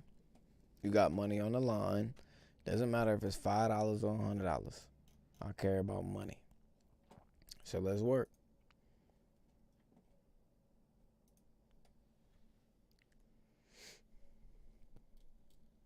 What we got? James Conner against Atlanta week 17 would be phenomenal. Look at what Lenny did against Atlanta this week. And yeah, they got Brady. Brady going to expose every check down possible, and they don't got Deion Jones playing right now, so that's going to fuck them up. But Deion Jones is looking like he's going to get traded, not even going to play there, so they're not going to have that quick speed presence. They're going to be fucked all year. Michael Walker is not that guy. No offense, he's a tackle guy. He's not that coverage guy. He's not. He's just not that guy. The other linebacker there, Troy Anderson, nice. They hope he can be that guy. He's a rookie. Good luck. He's not going to be that guy. Just like Micah Parsons, no disrespect. He's not going to be that guy when it comes to certain things. He's that guy in multiple things. But in certain things that you would take him for, he's not going to be that guy. You're a rookie. Let him learn some shit, too. So that's going to play part there. And that's a big week for you. So if you're looking for playoffs, right, you know, this will be championship week or playoff week, right? So week 13 to this would be championship week, right, if you made championship week. So James Conner is going to have a phenomenal look against Atlanta. What else we got? Slide it over one. What else we got? We got James. We looking like Jacksonville. Jacksonville against Houston.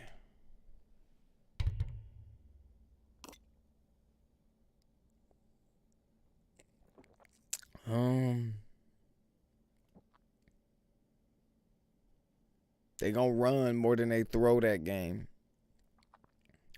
They gonna pass on them DBs, but they not gonna fuck with Singletary, especially if he gets a whole year under his belt. They not gonna fuck with Jonathan Owens, one of the best tacklers at safety in the league right now. They not gonna fuck with him.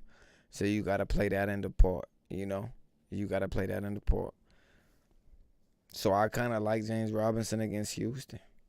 Even though Houston got a good defensive line on the inside and the edge presence with Jeffrey Hughes, old ass, and some more shit. But they okay there. But I like the matchup, right? So if we're looking at just playoff matchups versus how your team looks right now, that's kind of where I'm trying to go with it. Exactly. He should get off on Houston. But now if Christian Kirksey flies through that middle and he's smacking him every fucking play, that's a long fucking day for him because Christian Kirksey nice as fuck. But he has a lot of wiggle. There's a lot of wiggle in that. So we like it, right? Okay, let's see what else we like. What else you got?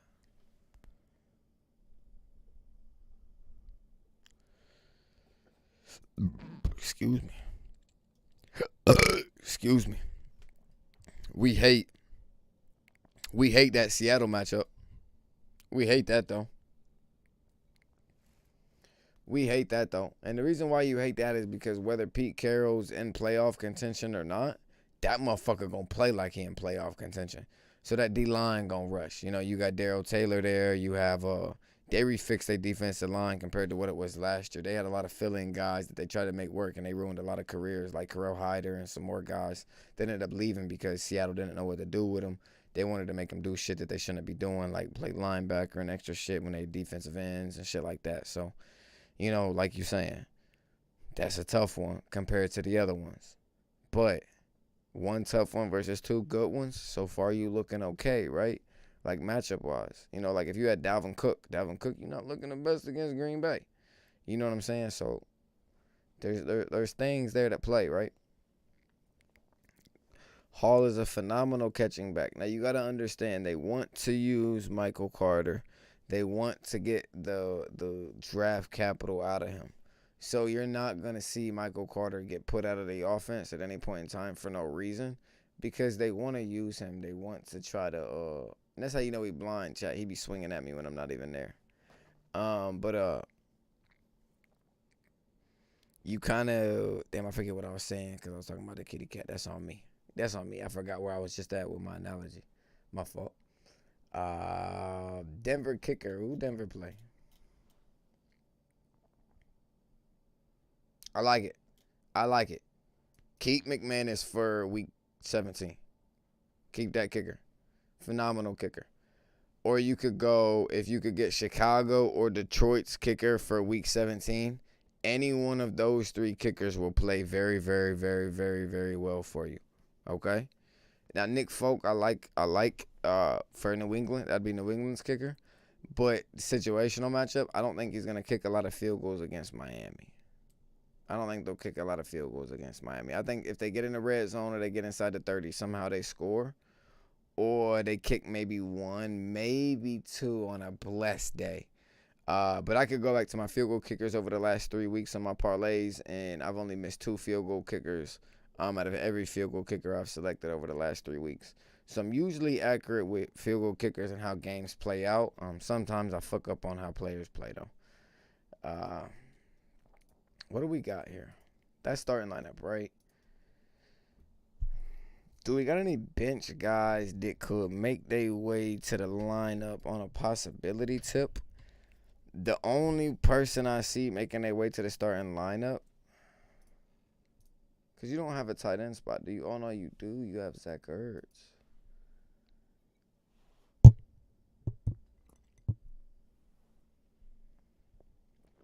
Who Miami play week 17?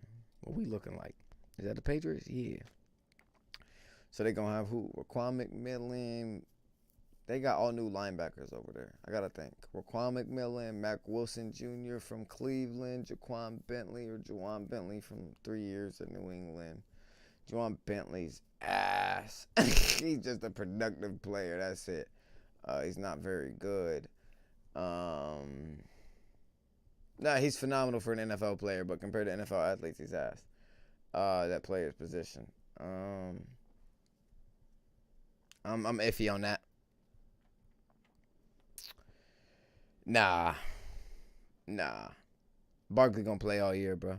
He loves football. Never, and I'll tell you this, Austin. Never bank on someone that's life is the game. And Saquon Barkley is very few rare players in the National Football League. His life is football. He wants that bitch more than everybody. There's only a few wide receivers in the game that may want that bitch more than him, bro. I mean running backs, my apologies. Maybe only a few, if that, bro. He might want it more than anybody. Everybody doubt him. Everybody hate on him. Don't nobody show him no love, bro. Everybody call him this and that. Look at every interview he's done for the past year. He keep telling everybody that. Everybody that keep saying this, watch this year. He keep telling everybody, watch what he do this year. He's never said that before, ever, after any injury, ever. He just says, I hope to bounce back, and I hope I could do this and this and that. He told everybody this year, watch what I do. Don't bank on that. That's why I say get rid of Tony. Don't bank on that. He is different, but needs to stay healthy. I don't care about that, bro. I don't. Their management of him last week was terrible, in my opinion. And I spoke on that, and I said that they don't need to. Hey, man, get off my grandma. Hey, bro, my grandmama gave me this chair, bro. You get to knocking on this chair, I'm going to get to beating on you. That's slow motion. We don't do that. All right? No. Slow. Yeah, it's slow motion. Don't be fucking with that. Yeah, don't fuck with the chair, bro. You'll ruin everything you got going for yourself. All right? You can do that. That's cool. Don't mess with my chair, bro. All right? I promise you. Ejectocito, Tyrese Gibson off a Fast and Listen, this is why I always close my eyes around you, because you just linked the bottom of my eyelid. If you hit my eyeball, I'd be blind for the rest of my life. 1 inch higher and I'm blind, kitty cat. You gotta understand that, okay? 1 inch higher and you blind me. Hey. Hey. Hey. No. Relax, okay? No. Relax right here. Relax right here. No, relax right here. It's okay. This is my face. If you hit my eye, I am blind, okay? You understand. You have to. Because if you don't, you can't chill. Okay? You're okay up here. You gotta relax, though. Okay? You gotta be patient. Laugh my ass off. I'm dead. Are you talking about when he cut the fuck out of me? Yeah. And I talk to a cat like, or a dog, or any animal like that regular person. You got to, or else they don't understand. He just cut the fuck out my eye, though. He could have hit my eyeball, maybe blind, though. And I be thinking about that, but he likes my shoulders a lot, bro, so I gotta let him be comfortable, or else he gonna eventually get me in my eye. And he blind, so I want him to have a good life. So if he can chill on my shoulders while I walk around or while I chill while I'm live, he good money. He just gotta realize this is my face, and he has to understand that he can't touch my face with his claws out, or else he gonna have to get declawed. And he can't get declawed because he's blind. His life would be terrible, and I'm not gonna do that to him. So therefore, if he has to get right and he has to understand, and I have to take the risk in order to help him, and if I don't take the risk, I can't help him. Stop. You just clawed right by my eye again, bro. Okay? Stop. Yeah. Stop all that, and yeah, start licking. Yeah, stop all that clawing shit, bro. Okay? You've been good money all day. You've been a blessing all day, okay? Don't ruin that. No. You keep touching my face, you don't get to chill. You gotta learn. Alright, chat, we back. No kitty cat on the shoulders no more. Damn, he just cut the fuck out my eye. That shit kinda hurt. He ain't cut my eye, but plastic tips. You could get the plastic claws. So like my analogy of that, right, is what if I put plastic claws on you?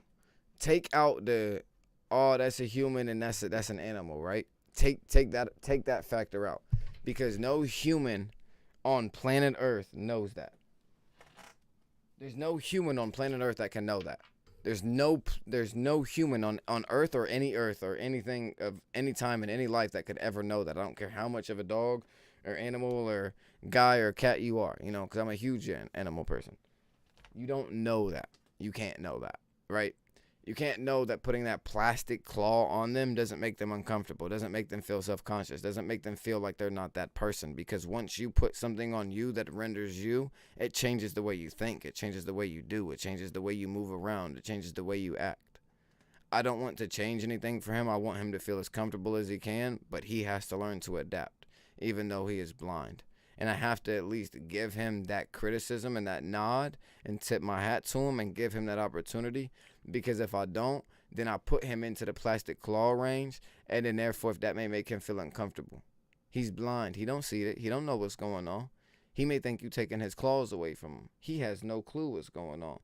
And I respectfully agree with you, but I respectfully disagree because of the situation that he's blind, and I don't want to take from him his life. And I get it that that's a crazy analogy, but if that would render him in 0.1% of his life and make him second guess anything, I wouldn't want to do it, because I would want him to 100% do him and feel comfortable doing him and moving around, because he already gonna second guess everything that he does because he's blind and he can't see nothing. I don't want to keep, I don't want to keep making him, go through that already when he already going through that. He touch me and move around on me and he feel like he cool. He don't know what he doing wrong. He don't know. He knows that that's my face, but he don't know that that's my eye right there. He don't know that that's right there. But he has to understand the feeling. He has to understand that conversation when I'm talking and he's right here. My face is right here. It's real close. You can hear it a lot closer than when I'm farther away from you. He has to understand that distance. He has to understand that he's right there. He has to understand that when he's right here, that's my neck. My face is right in front where you touch. If he doesn't understand that, he never will. If I put claws on him and shit like that, he may not feel where his claws are or anything. I don't know how none of that feels. You don't know how that feels. No, and you know what I'm saying? And you say it's not crazy and you respect it, which I appreciate, but don't no veterinarian know once you put that cologne on how that affects that cat. Don't nobody know. That cat can show you something different than how that cat truthfully feel. The same way you can show something different than how you truthfully feel. I don't do none of that. That's why when I had my puppy, and rest in peace to my puppy, because I had to put my puppy down real recent. But that's why I don't play fetch with my puppy. That's why I don't do certain things. That's certain things to make me feel good. No. I'm going to throw fetch. I'm going to throw that motherfucker. You go catch it. You go get it, and I'm going to catch you. If I catch you, you lose. I'm going to chase you for 20, 30, 45 an hour. I don't care how long I'm sweating. If that's fun to you, let's do that. I'm not gonna throw something and make you go get it and bring it back to me. I'm not your owner. You not my servant. You not owned to me. We are equal. We treat it as equal. The same thing with him. He gotta understand that. The same thing with you guys. The same thing with the fan base. The same thing with a podcast. The same thing with a YouTube video. Everything is equal. I put in more work. I do everything, and I bust my ass every day. But it doesn't mean I'm not equal to anybody that views my shit that makes me that. I'm not shit without no one that views that. Just like him, he ain't shit without no one that gives him the chance to be shit. Just like you not shit with nothing you do unless someone gives you that opportunity. And I know it's a different analogy, and I know it's a lot. But it's just principles and how I carry myself with anything. With a fantasy bet, with a fantasy put in, with who I believe is right and wrong versus a matchup, with his cat versus a dog versus an animal versus life versus a car. It all goes with the same things. It's about what you put in and do you put the right things in. It's like the fantasy shit. I'm going to tell you what I truthfully feel. Like when I look at this roster, I'm going to tell you Juju isn't going to be that guy that you think he is because he's a possession receiver. What do you get with Kansas City? You got a possession tight end, one of the best possession tight ends of all time, not only in the league right now, but of all time. So therefore, if that's going to render a possession wide receiver, that possession wide receiver going to eat every now and again, but he not going to eat like you think he is. Why? That possession tight end going to do that. Why? That possession tight end been there longer. Why? That possession tight end, one of the best tight ends to ever play the game. Facts. That's just my personal opinion. Juju gonna get his every now and again. Juju gonna get his. But Juju not gonna get his like MVS gonna get his every now and again. Hardman gonna get his every now and again. They're gonna be fluctuational. Travis Kelce not.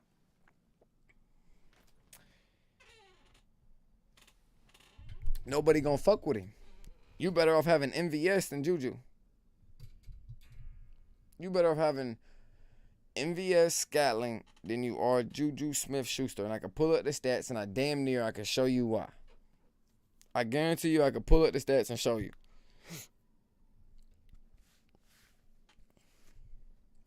But everybody going to draft Juju in the top 10 rounds, top 8 rounds, top 5 rounds, top 7 rounds.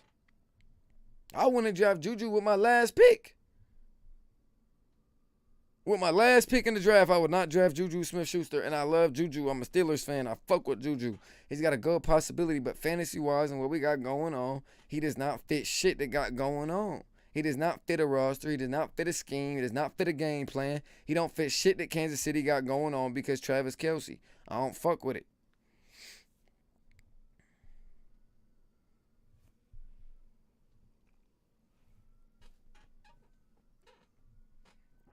Because he want Aaron Rodgers gonna want to give Allen Lazard his nod.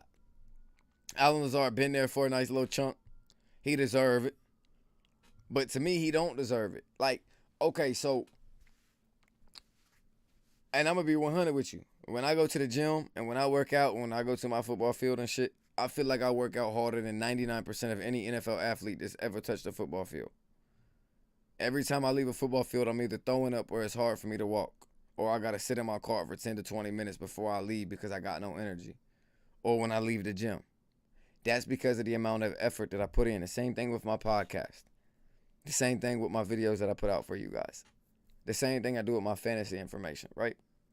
And the reason why I say that is because Allen Lazard is given that, okay, that respect. You've been here, you've done that, boom, boom, boom, boom, boom.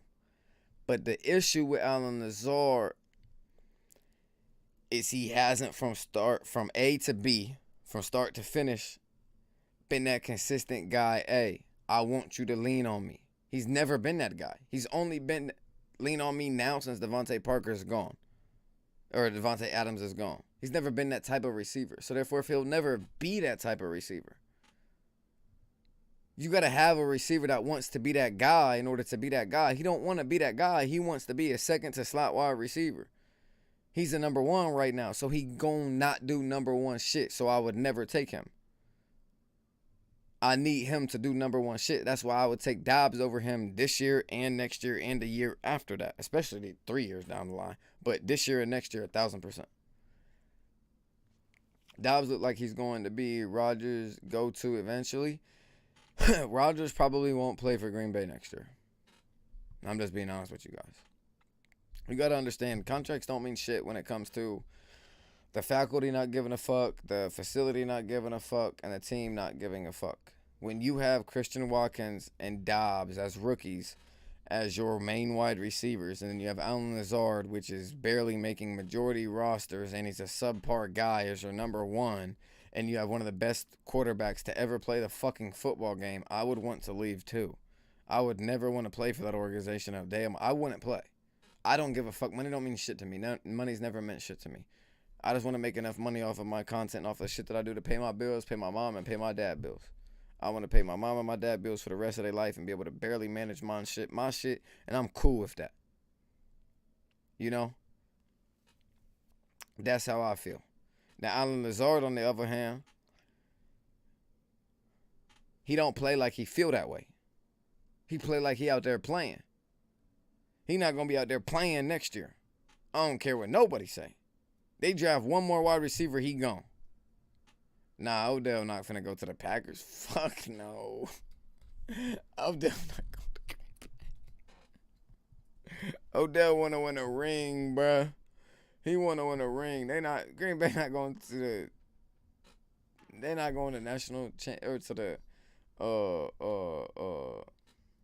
NFC finals. They're not going to that. Hell no. Not even fucking close. And the only reason if they do go and if they could go is because the defense is playing phenomenal and Aaron Rodgers is carrying the fuck out of that offense. People don't understand, but Aaron Jones is good because of Aaron Rodgers. If Aaron Jones is on another roster, he wouldn't average half of the fucking yards that he averages. But he only averages half of the yard because Aaron Rodgers can check down everything and he can play phenomenal. He's the best quarterback that people have seen in the last 20 years. So, that's just a side note, though. And that's no disrespect to Aaron Jones, but Aaron Jones is subpar, if that. Subpar. He's like a 25 to 30% of Austin Eckler. Like, let's fucking relax, people. Let's fucking relax. A.J. Dillon is the better runner? Oh, by far. But A.J. Dillon is not a better running back. Not even close. A.J. Dillon does not run the ball better than Aaron Jones. No. A.J.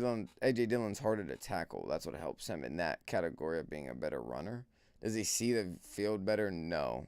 Does he run off of blocks better? No. Is he as patient as Aaron Jones? No. Does he have the burst that Aaron Jones have? No. But he scores more. Why? Scheme, offense, Aaron Rodgers. Doesn't matter who's out there at receiver, they're still going to be scared. That's why New England was successful. Tom Brady. Still scared. You don't know what the fuck he going to do. He's too good.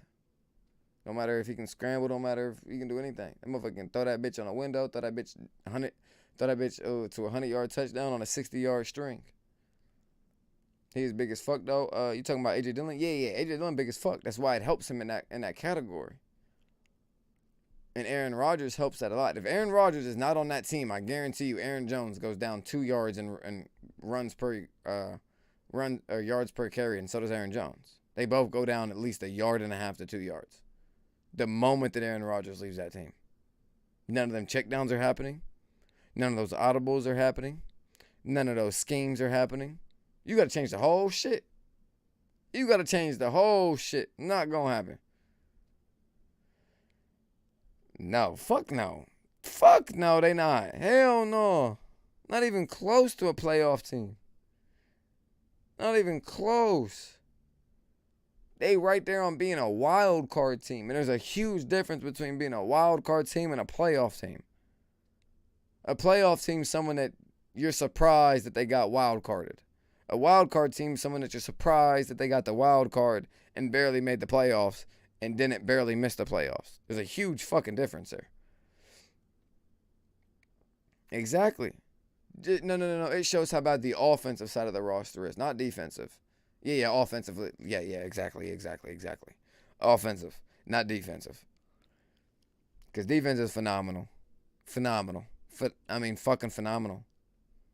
Offensive, shitstorm. Fucking shit show. Imagine if Julian Love was the fucking quarterback. Julian Love would be damn near averaging what fucking Justin Fields does. And Julian Love's not very good either. No disrespect to Julian Love, but he just ain't very good, bro. And I can't wait till we got 1,000 people watching, and then people start clipping this shit, and then the shit goes viral, and then 6 months later you see that I'm right, and then 2 years later you see that Julian Love really ain't doing shit. No disrespect to him, but he's okay. You know what I mean? Like, it's a time and a place for everything, brother. You know, it's a time and a place for a receiver or a running back or a quarterback to fit the scheme, to fit the offense, to fit the fantasy bet for that week, for anything. It's time and it's opportunity for everything in life. It's just, can you do it at the right time, or can you bet it at the right time, or can you put the player in at the right time, or can you bet on that at the right time, or can you say, you know what, I feel like I'm going to be this for my life at the right time. Whatever the case is, can you do it at the right time? And Alexander is your guy. Who the fuck is that? Are you talking about Alexander, the linebacker for Denver? He doesn't even play no more. I know that ain't who you talking about.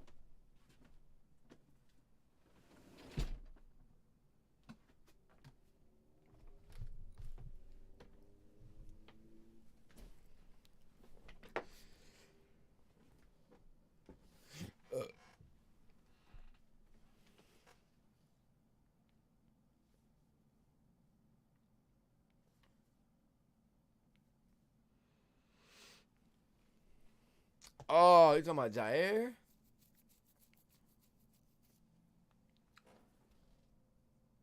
Yeah, all right. Nah, he not all right. I ain't no disrespectful ass brother. I'm going to be honest. But it's just because I played football and I played that position. I did go to college and all of that stuff. I got kicked out. But it is what it is. Not because of me, because of a teammate. But, Jair is phenomenal on that defense. But the one thing you have to take into consideration is when you got one guy on a side that's very dominant, that other side gets targeted a lot. And the thing about Jair that not a lot of people play into consideration is, and I'll help you, Austin, if you bet on fantasy, which you do, and if you bet on football, this will help you out a lot, especially as life goes on. What side of the field is most targeted? The left or the right? Simple question. The left or the right? What side of the field is targeted more? Don't Google it, because Google isn't going to tell you the right answer. It doesn't matter what Google says. The question is left or right or left, however you want to do it. Okay, you say left. Now, why would left be your answer? Is left your answer because I put left before I put right? Or is left your answer because you think that? Now, why do you think left? That's the question.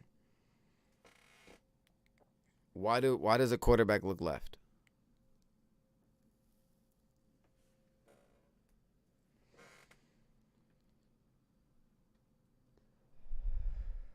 Right-handed QBs. 80% of quarterbacks that have ever been in the National Football League to 90% of the quarterbacks have always been right-handed. So therefore, predominantly, you will always look over your left shoulder or your left side first. It's just a fact. There's nothing you can do about it. Even if you look right, you still glance left first. It's because you're right-handed. The same thing with left-handed versus right. So therefore, if the left side of the field is always going to be targeted more.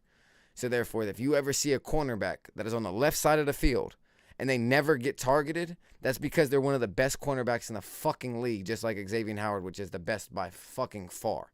And it's not even close to a ball range. He's literally the only corner in National Football League put on a strict island with no safety help 80% of the game. None. He gets no help from no other player but himself. And no fucking receiver ever catches 10 balls on him. That's fucking insane. That's fucking insane. Right? So the left side of the field, you always going to get targeted more. Now, the other thing is, if you get an AFC matchup, right, to where you get AFC West, you get Kansas City, or you get the Chargers, or you get the Raiders, or you even get Denver, especially Denver now because they got Javonte Williams with the injury. You going to get the left side targeted more. What's that mean? Cortland Sutton. What's that mean? Keenan Allen. What's that mean? That means Travis Kelce because he's coming on that left side of that line a lot more. What does that mean? Possibly Rondell Moore. What does that mean? Possibly more checkdowns. What does that mean for the Raiders? That means that Devontae Smith is going to get seen a lot. That means less opportunities for Hunter Renfrow, even though Hunter Renfrow is a phenomenal slot receiver, if not the best slot receiver in the game, if not a top 3 route runner in the game by far. So you got to take into consideration, and you got to take into consideration that. And those are passing teams. You got any other passing team in the league, you take that matchup. Take that matchup. Even if you got to pick up that guy on a random-ass week, you pick up that left side wide receiver because he's going to get the targets. And if it's a slot wide receiver that lines up on the left a lot, and you can look that up on Google, it'll show you. You just got to do a little bit of research. You know, your boy, I'm going to do what I can to help y'all, but I can't do everything. It'll show you, it'll show you a little bit. So if y'all really want to win money and don't lose your money, put the extra hour to 2 hours in a week and watch a podcast or two or watch a couple of videos, and, you don't lose your money as much. Or you could, listen to the wrong people and then lose your money, just like me. You could listen to me for a month straight, and I feel like I'm right a month straight.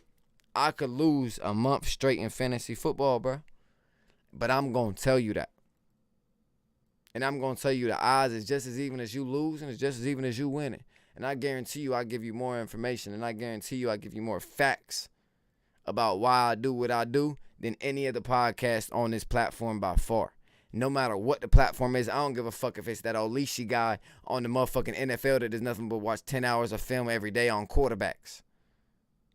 He don't know what I know about the whole game. And that's facts, and I stamp that, and you can screen record it, post this on whatever you want.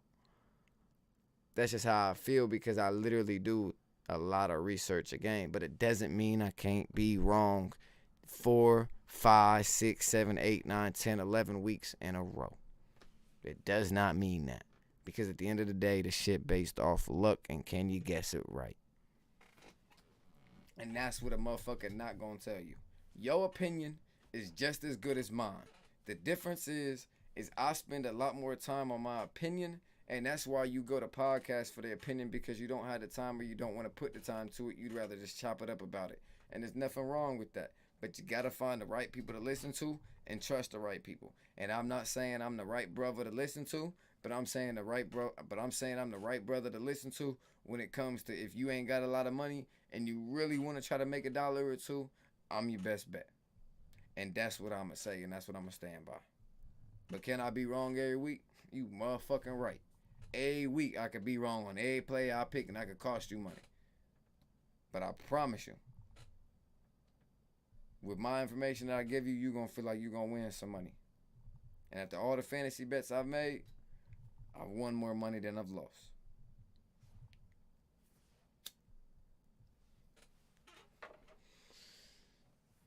It's like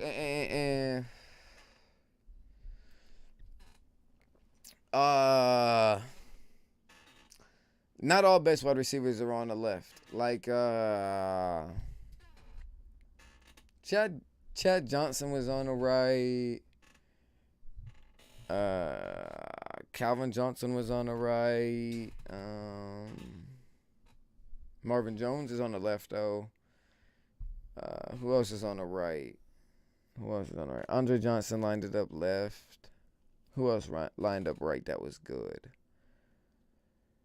Michael Thomas. Michael Thomas lines up right, but he's been injured a lot, so it's hard to put him in there. Andre Johnson lined up left. Michael Irvin lined up left. Michael Irvin played fluctuational, but more left than anything because he knew that was the opportunity. And it's just like that. So you'll get raw receivers that'll prefer to play left just because they know that more balls gonna get looked that way. Moss played right. Moss played right. No. No, Moss played right. Moss played right. Moss played right. Moss played right. Moss played right for Minnesota and New England. Nah, New England he played left. Minnesota he played right. He played left a little bit at Minnesota, but he played a lot of right on Minnesota. He played a lot of right on Minnesota, and he went toward the best cornerback because usually the best cornerback played the right side of the field majority of the time. And a lot of really good cornerbacks didn't guard the left side of the field because they were scared for real. And they like their numbers and they like to make their money, and I ain't mad at them. But it's just like the dude that signed to Kansas City or the Raiders forever, whatever was a 90 dude or something naughty. Or it's like NNADI or some shit like that, and he was a corner. And he got paid hella money. He got franchise tag like 1 or 2 years in a row. And then he got like a $60, $70 million contract or 50, whatever it was. That motherfucker was terrible. He was trash. I was a way better corner than him, and I stamped that. I'm way better than him, but I stamped that. I stamped the fuck out of that. But yeah, that motherfucker made hella money. But that's just because he was on the right side and the right side. And then you have Asante Samuel on the left. And then when he got there, Asante Samuel went to the right. He went to the left. Asante Samuel never got targeted. And they only threw the Naughty way. And Naughty had some of the worst shit he ever had his whole career.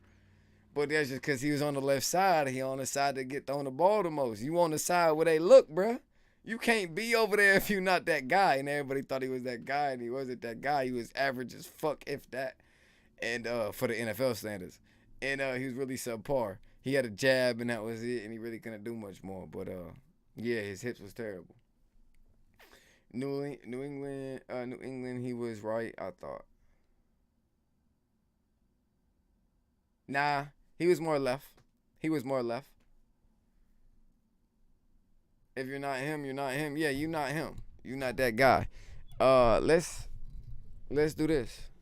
Let's Google or let's YouTube. Now I can't play the highlights on here because it will get me blocked. I can only play highlights that I put out because and I'll show you because I gotta make sure everything is non-copyrighted. I kind of want to play some Randy Moss stuff to kind of see if he did line up left or right. But as you can see right here, you see where it says none.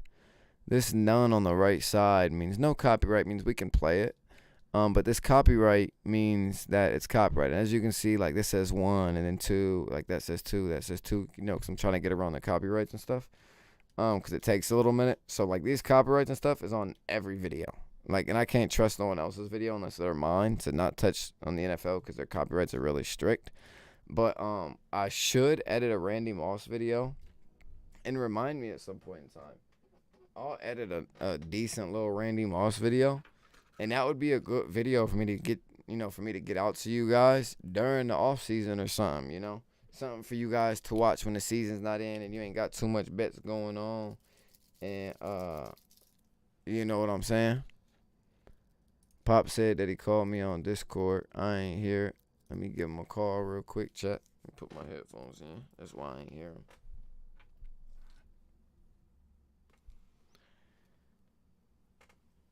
Yo. Pops, I can't hear you, baby. You gotta leave and come back. You know the vibes. But Austin, that's 100% facts. If you're not him, you are not him. You're just not that guy. It just happens like that sometimes. Yeah, I can hear you. What's up, Pops? I got it to where they can hear you too, just so you know, okay? Hey, listen. I just went and bought a card, $80 worth of tickets she liked to buy the other ones. Uh-huh. And she's already won $70. Good shit. And she won on the next ticket. Good shit. Hey, Pops. Yeah. I'm on a podcast. Only one person watching, so I know Austin ain't tripping. You know what I'm gonna say to you though. Think about what you just said and think about it. What? Oh. Yep. Motherfuckers be on Google 24/7, Pops. You know what I'm saying, right? Yeah. Yep, exactly. And I ain't saying Austin like that. That's in the chat, but you know, people can watch the streams back at any point in time. And there's weird people out there, pops. You know that. One day it'll be to where we can't control it, but you know, as long as we can control it, I'd like to at least. I'm about to get off. You have a good night. I'll tune in again sometime. Austin, I appreciate you, brother. Thank you for tapping in. I appreciate you, gang. I appreciate you picking out the video that we dropped today. It got 4 little views. Appreciate you so far. And yeah, hopefully your fantasy football season go well for you, brother.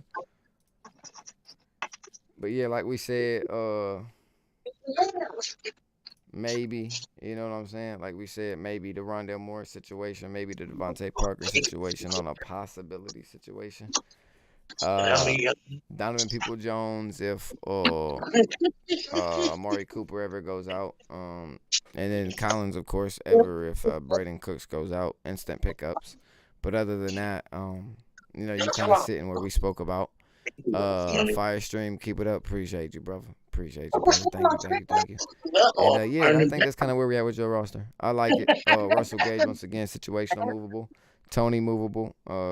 Romero Dobbs movable. Romero Dobbs won't, you know, turn over till later on in the season towards next year. So, and that's just personal opinion. He could turn up because Allen Lazard's ass, and you know, don't underestimate that. But I think Aaron Rodgers is the type of man to give him his nod at least for the whole year. So I think he'll throw to Romero, but he'll still look Allen Lazard way to show him some love, even though it cost him some plays. So. Don't take men out to dinner with you.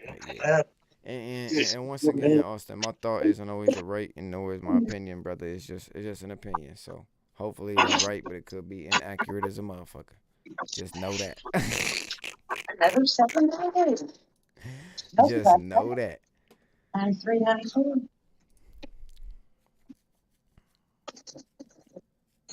Appreciate you for locking in with me though and keeping the stream entertained for a little bit. Thank you. Damn, I didn't know Tyreek Hill had 38. The only thing I haven't got yet is Red Set. Hey, can we watch the game? He got 1,000 through 500. The only thing I got is a Red 7. You got it. Oh, I haven't even been watching the game. Ultimate, the Red 7, we've matched numbers and the Red 7 times. We've got them all. And various tickets. Or Nah, pull up on me if I'm wrong, man. Pull up on me. I ain't gonna be mad at you. I'll be mad at myself too. Trust me, I'm betting on it too. If I say it, I'm more than likely gonna bet on it.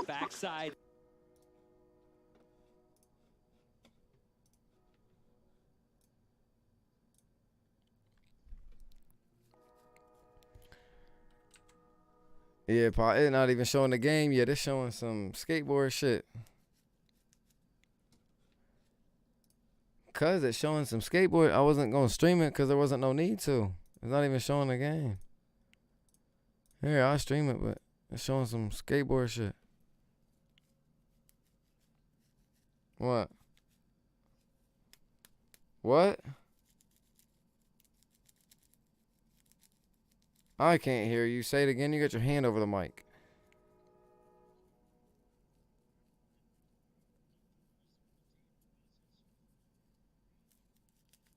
Oh, okay. Go crazy now. Go crazy then.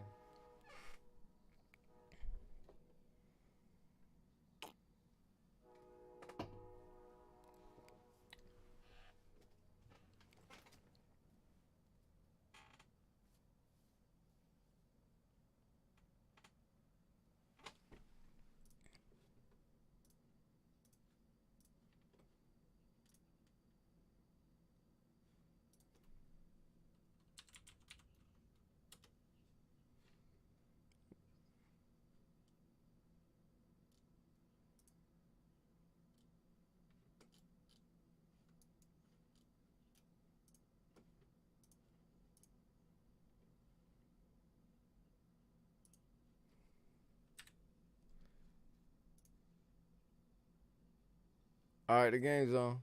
And then everything that you and whatchamacallit say, and I'm not calling her whatchamacallit to be disrespectful, I'm just saying that, but they can't hear you or nothing, so your mic's muted, by the way.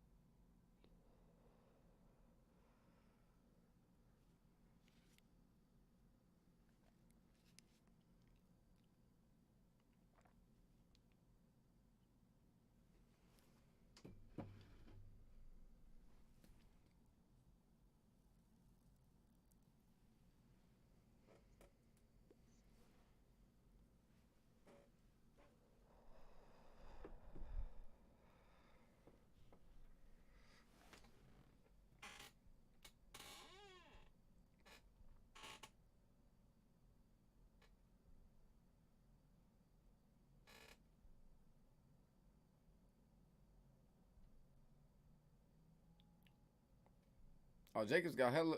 Oh, he asked for that. Why you ain't go outside?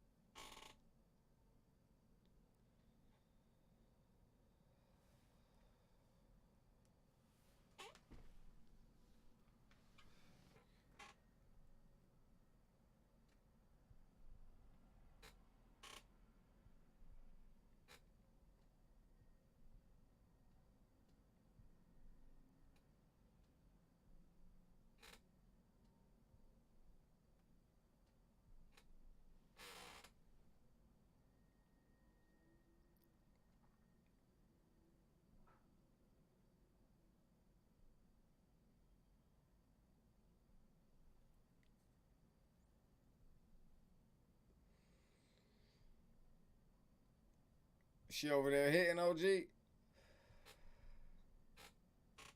Go crazy. All we need is if Carlson kicks and I'm gonna let Will get half of the money just because I'm a nice guy and shit. Will only got 2 of our bets in last week and I sent him fucking 15 of them, but he only put in 2 of them. He only had time to put in 2. But all we need is Carlson to kick 2 field goals and he covers for both parlays, and I can make $100 this week, and then I can give you 50 of that because I'm giving Will the other 100, and then I can make 50 instead of 250, and then give you 50, or instead of 200, and then give you 50 and give Will 100. But as long as Carlson can hit 2 field goals, we make money this weekend.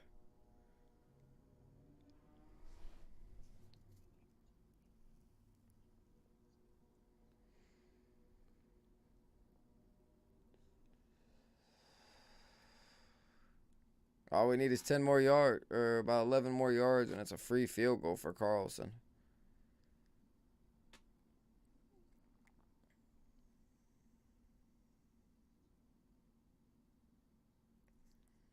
It's around a 55, 57 yarder right now.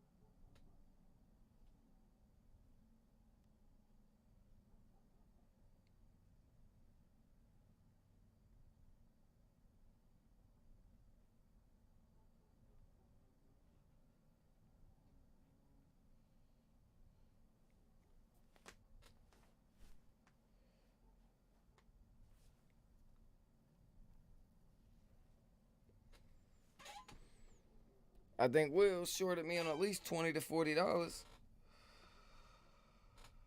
I'm looking at the shit that he sent me now. I'm just now looking.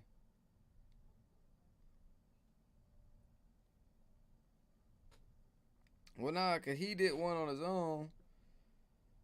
And then it's more than likely gonna cover as long as Travis Kelce gets a touchdown, and that's just on him. And he only says that he sent in 2 for me, and the 2 that he sent in for me and him would be Justin Tucker and Daniel Carlson. And that's why I had to talk to him today, because I was like, bro, look, if you only gonna do a bet for yourself in the morning and then split the bets between us in the afternoon, and only do 2 of the bets when I sent you 15 different parlays, I gotta get 100% of those parlays if they hit, and them gotta be just me. Them can't be half you and then you take the shit in the morning, and then, you know what I'm saying? And then me split 50-50 with you what I win throughout the regular shit, because you're not taking all of my bets. You cost me over $1,000. And that's what I had to talk to him about today, because he cost himself 200, he cost you at least 200, and he cost me over 1,000. Because I was betting 100, so times 10 odds is at least 1,000, and that's what would have hit for everything. Because I only had 3 dudes miss wrong, and that was just on parlays.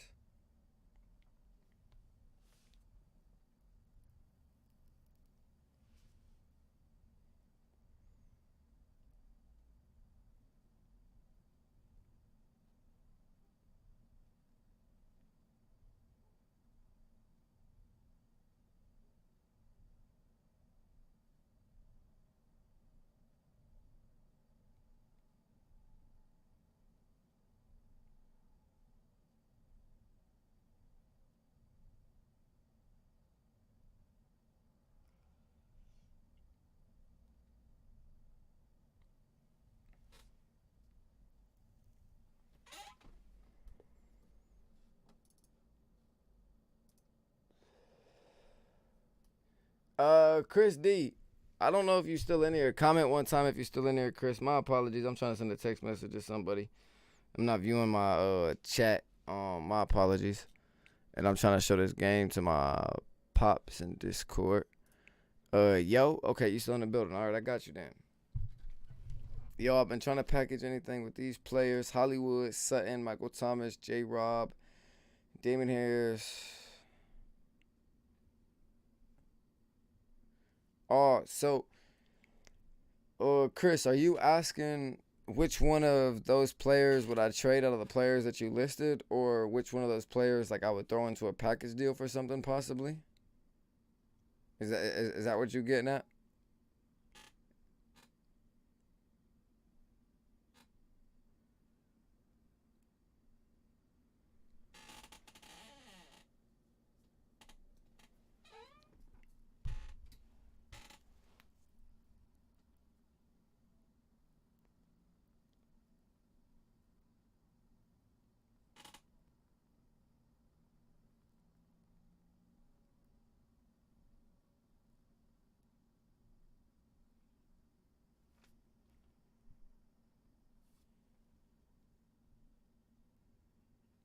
Um, do you have do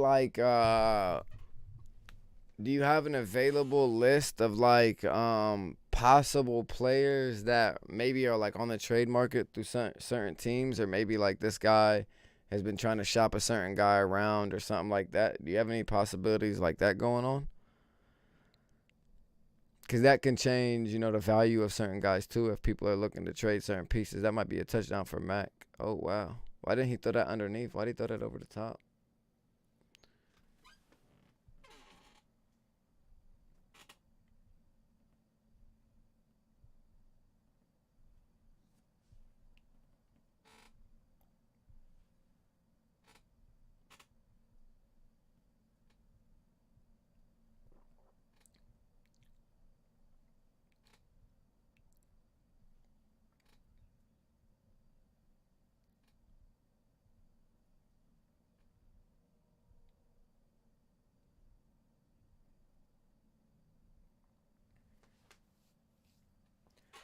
Chris, did you hear me, brother?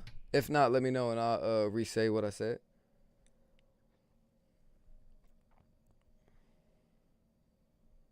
Good touchdown by Josh Jacobs outside the inside zone, real.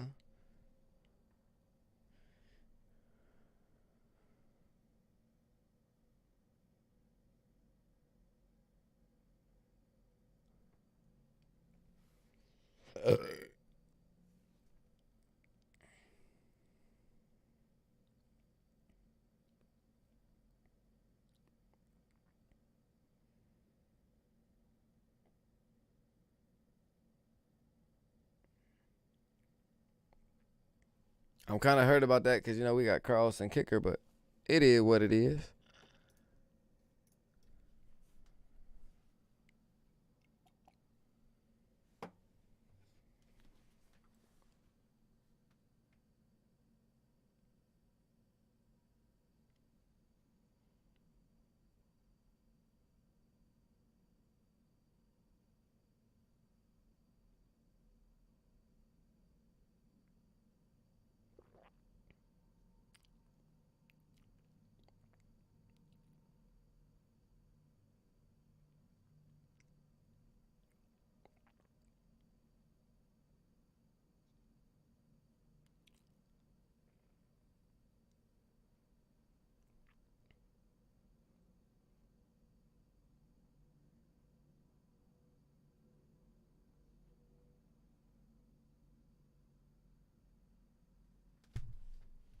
All right, my bad, chat. I had to get that out the way. I've tried offering those type of players to guys like CD, Higgins, Chase, Swift, D-Hop, Breesaw, Pierce, Kenneth Walker, and a few other to name. And nobody's biting.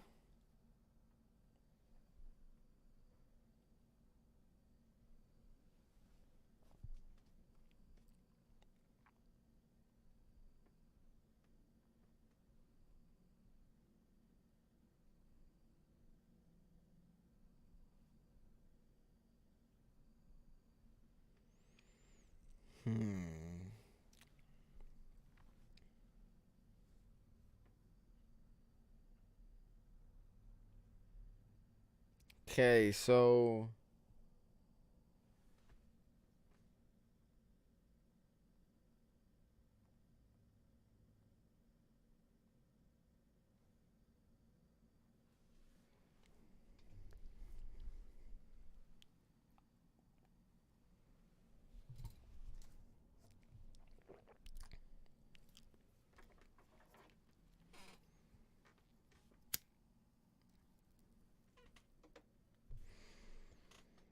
did I say anything back to you, Chris, or no? I thought I did. I've been thinking.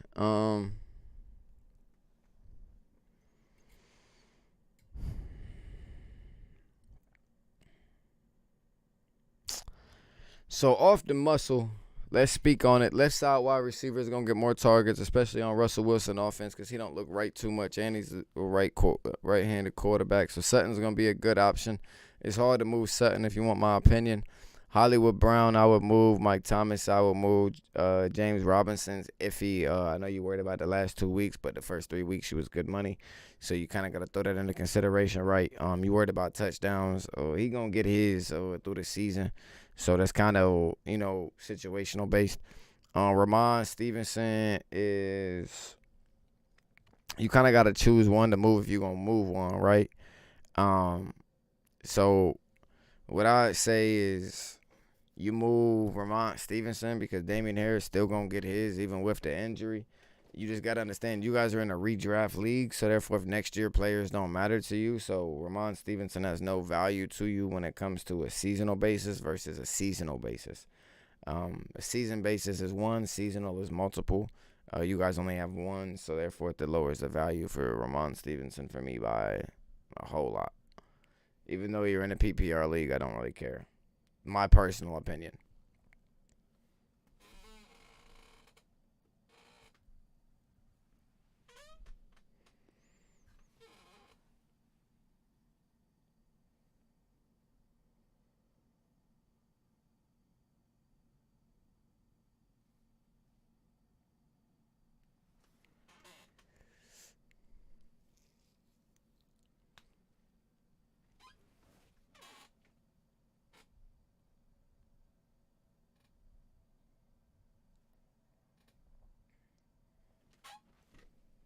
I've tried offering those. Yeah, I've already read all that, Chris.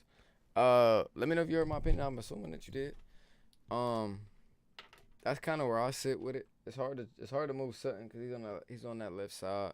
He's gonna get targeted a lot between Russell Wilson. And Russell Wilson's playing bad too. So 3rd and short. I got to piss real quick. Chat. I'll be right back.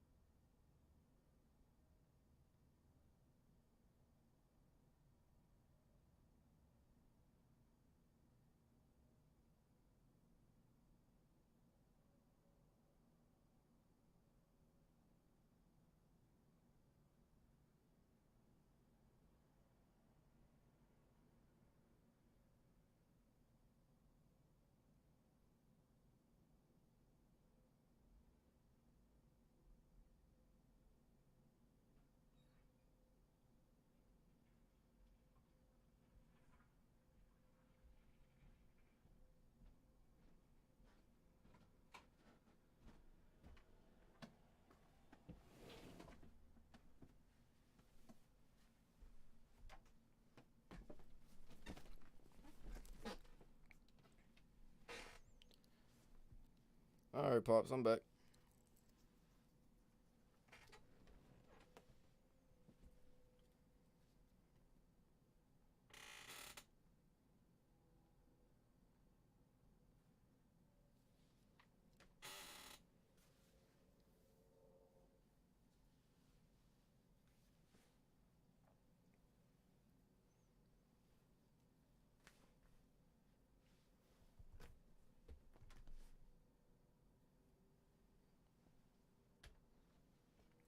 Chris, did you hear me?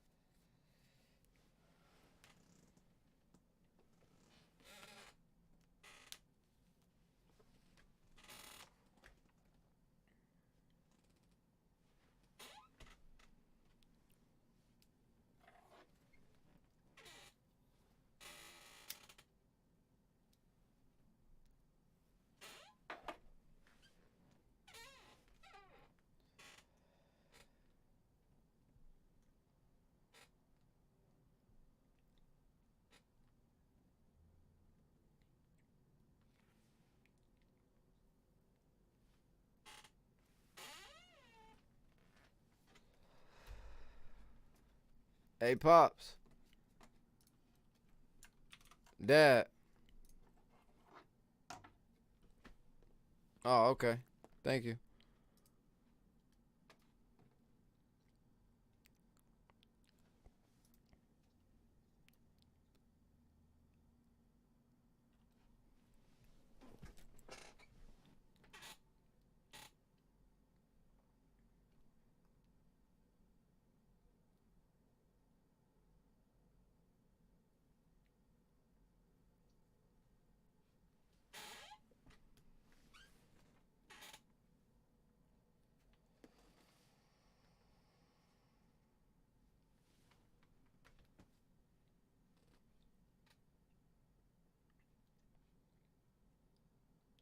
That's a good ass cutback. I ain't gonna lie.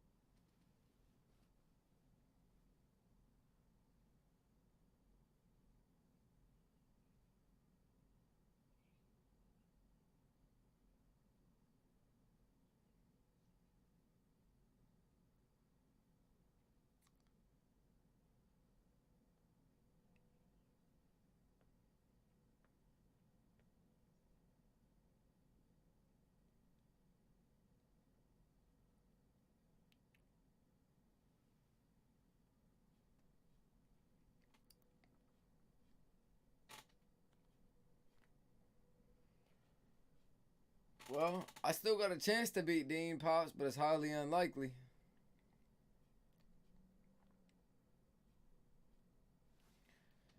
If I beat Dean with 5 nuggets, that's crazy. And he has no nuggets. And his good players played average, which I think they're average players anyways. And his players that are average as fuck to me, if not below average, played fucking phenomenal and got hella picks and is the only thing keeping him in the game right now. He should have lost this week by a long shot if you want me to be honest. If he ain't get fucking 6 or something like that interceptions, his defense would have lost by a lot more points. He got over 102. I mean, he got over 200 points in interceptions from guys that never get picks. And it's just like last year, like I said, how Brent beat me with interceptions, and then you was like how Brent had 1 or 2 interceptions against you. Those guys that Brent had interceptions against me when he had 5 picks, those guys didn't get a pick the rest of the season. Besides when they played you the next week, and that one guy got that 1 pick. He had 2 of them. Other than that, none of those other guys got picks the entire season. It's just like the Dean guys that got picks. They probably won't get a pick the rest of the season.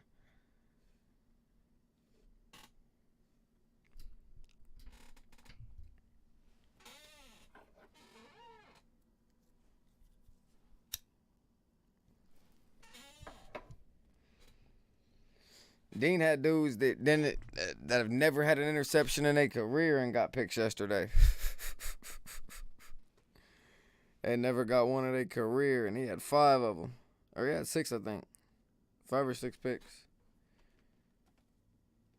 And they average like 1 every 2 to 3 seasons or none ever. Nah, I need this bad. You need it too for points. I need it for fantasy money. He kicks 2 of them. I make money tonight. Come on, baby. You kick 2, you make 2. Let's go, Carlson. Let's go. Money ball. Good shit, baby. Money ball. Good shit, Carlson. Fucking money ball. Good shit, baby. Good kicker, Pops.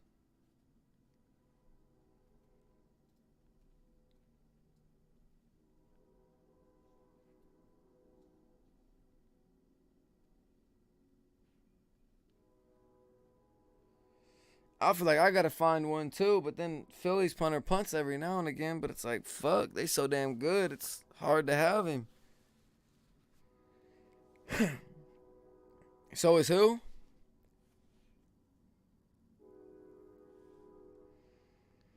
Dan who?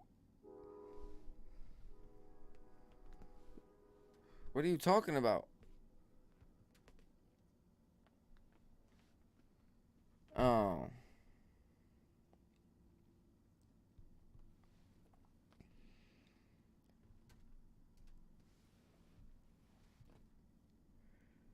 Dean brought up 2 guys to play me this week, Dad. That's how I know he was scared.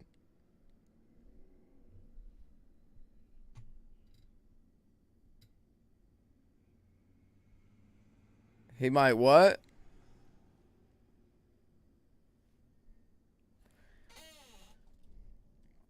I know he thought about bringing up Devin Lloyd against me. And he thought about bringing up Brian Robinson against me, too, to replace his running back, but he decided to go with Tyler Aguilar for Atlanta. He brought up 3 guys this week, though.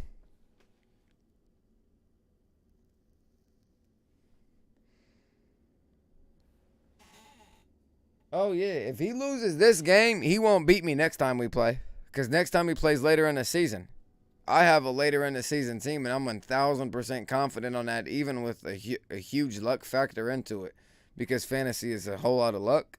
Even with a whole lot of luck, Dad, I don't think his team can fuck with mine when it comes to later in the season. Not even close.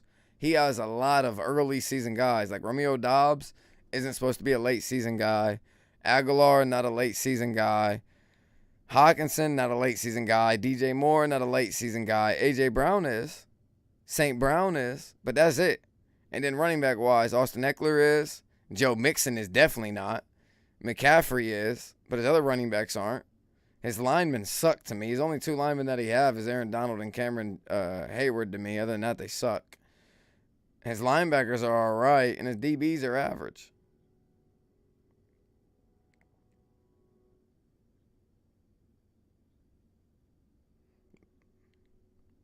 But shit, I think he had 5 or 6 picks this season or this week against me, and those guys never had a pick before in their career.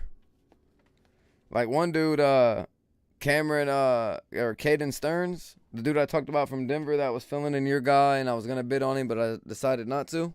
He had 2 interceptions for like 40 yards and like 7 tackles.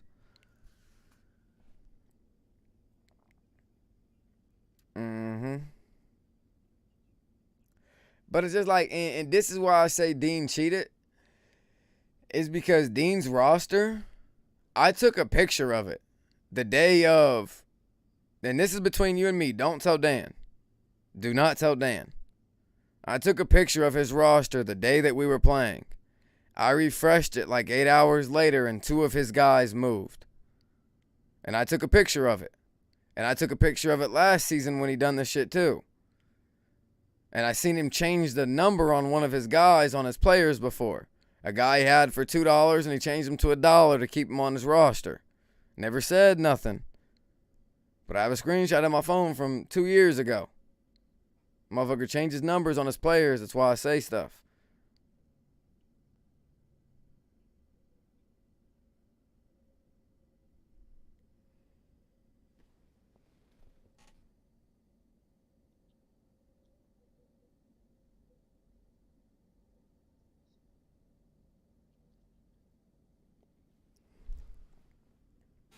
But that's between us, though, Dad.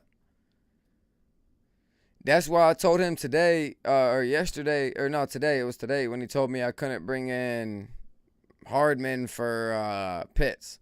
And I was like, you just don't want to do that because of your quarterback situation. And he was like, no, I told you beforehand you got to move the guys before the game starts.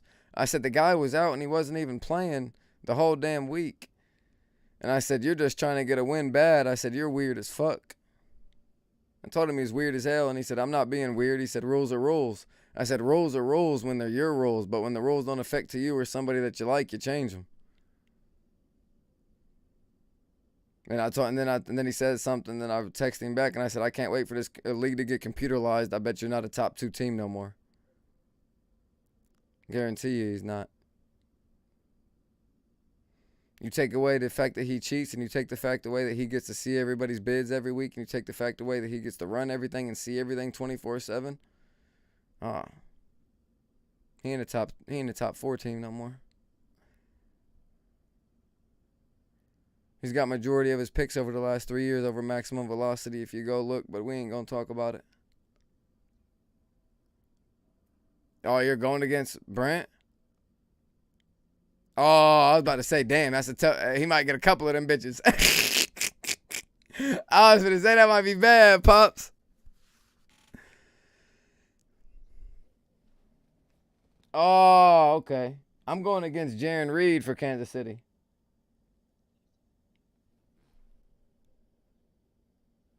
Yeah, Nadi for Kansas City.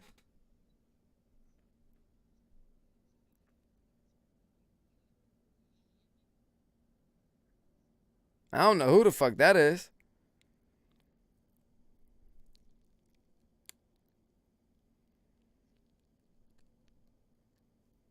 That just ran? That was McKinnon? Toted that bitch, didn't he?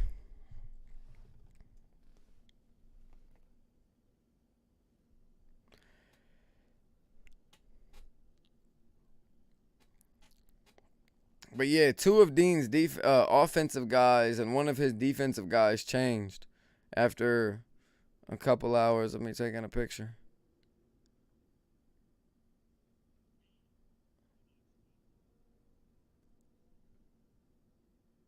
I fucking hope Patrick Mahomes sells the fuck out of him this week and he loses so I can laugh at him and text him, you lost with 5 fucking nuggets. I'm going to text him and say, imagine losing to 5 zeros. I can't wait to text him, imagine losing to 5 fucking zeros. Because I don't like him. He doesn't like me, so I don't like him. Every time I speak to him, he speaks with me with disrespect, and he talks to me at me, and he doesn't care what I say to him. He doesn't answer my calls when I call him. He don't care. I ain't finna make my life hell when all I care about is just joining the league to have fun, and he's finna make it non-fun for me and me not be a dickhead to him. Fuck him. I'm finna be a dickhead all season. He cheated me 3 times this season. The fuck? I got a loss because of him and players not moving because of him in multiple weeks. He can kiss my ass. I tried to be nice to him, make up to him, buy him something and all types of shit, and he didn't give a fuck.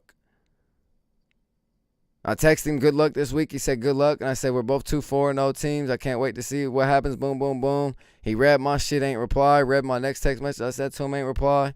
And then when I texted him, asked him to move up Hardman, he said I couldn't do it. He only texts back when his shit is beneficial to him. Fuck him. Keep throwing that bitch to MVS all game. Every point he get, go to MVS. Please do so. Let him throw for 500 yards, 500 to MVS. Fuck it.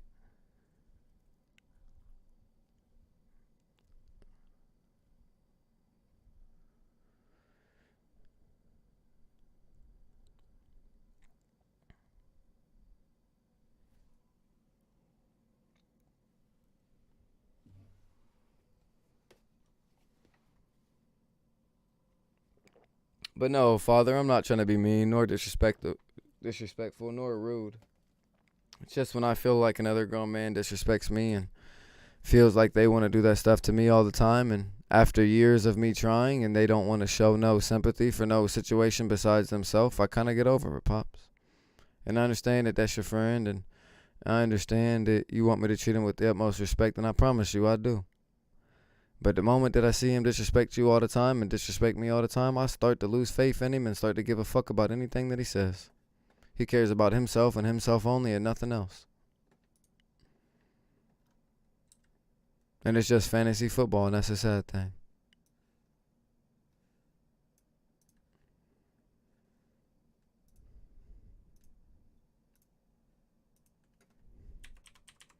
Pops, it's gonna disconnect. You're gonna have to rejoin the call. Will wants me to add him to the call, okay? So just hit answer. 3, 2, 1, go.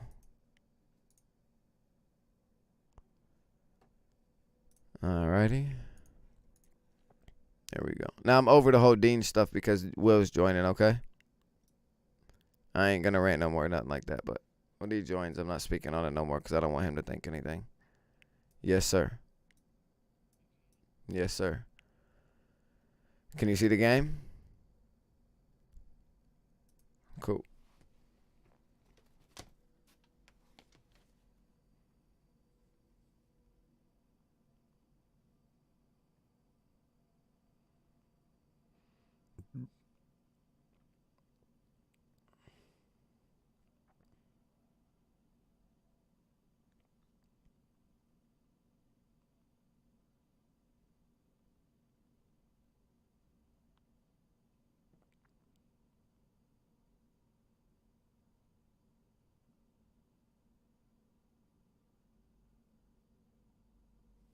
Oh, I'm up here texting this motherfucker how to join this motherfucker in here. I'm dead.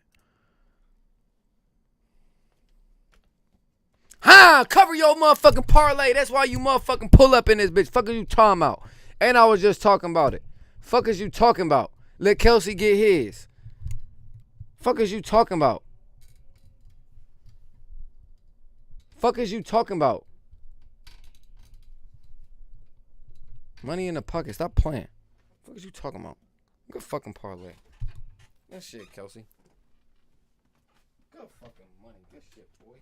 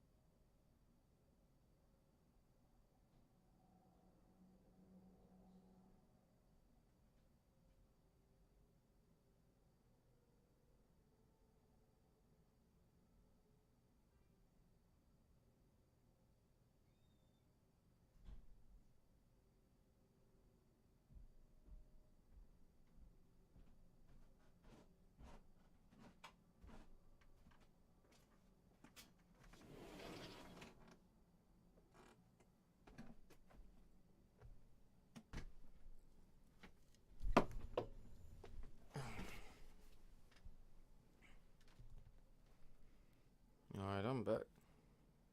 What a fucking parlay. At your knees. I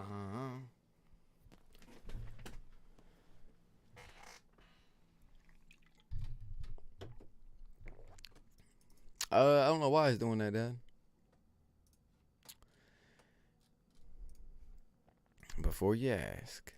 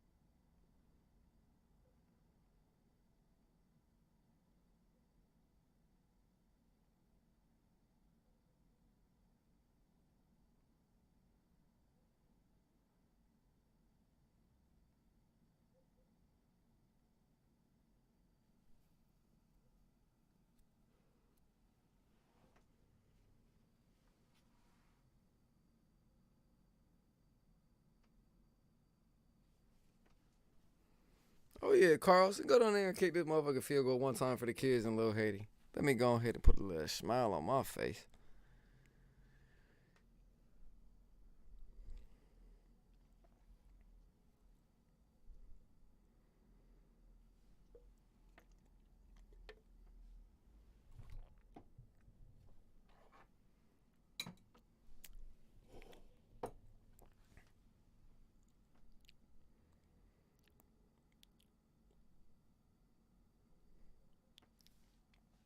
Damn, 48 yards in field position is fucking insane. I'm not gonna lie. That's a lot in the first half. That's damn near a whole field.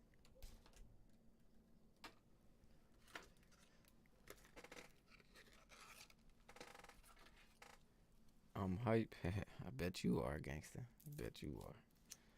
Trying to get like you. Oh yeah, told that bitch, Jacob. Told that motherfucker for me one time. Show brother just a little bit of love. I ain't asking for a whole lot, just a little bit. Get me inside that 40 and we cool. Just don't score again.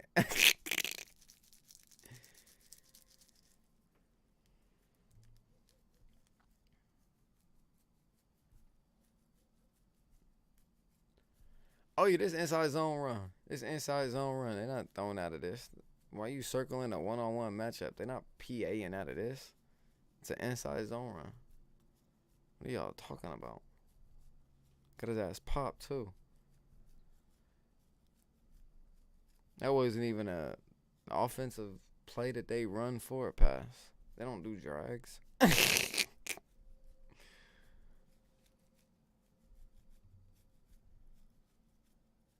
Oh, you holding? Muford. Who the fuck is Munford? Munford. Junior. I'm gonna call you Junior. Junior, this what we doing? We holding? Okay. We call some field goals nowadays. Alright, cool. Cool.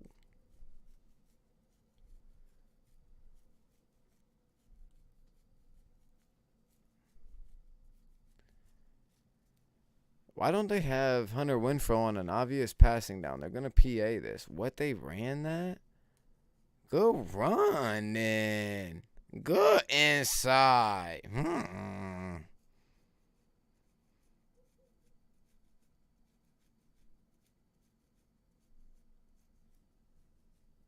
That was a good little chunk. They got 7 out of that, right? 5, 6, 7.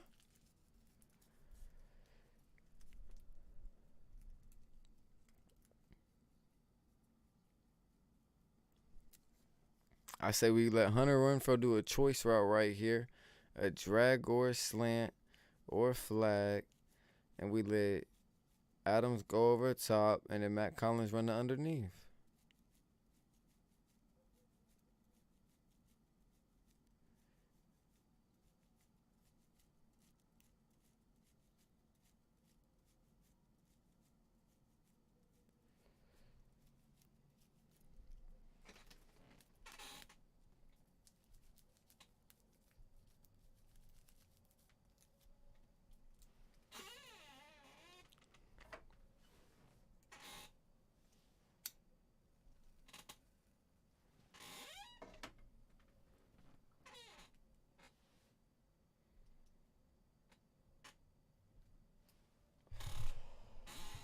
Oh, Will.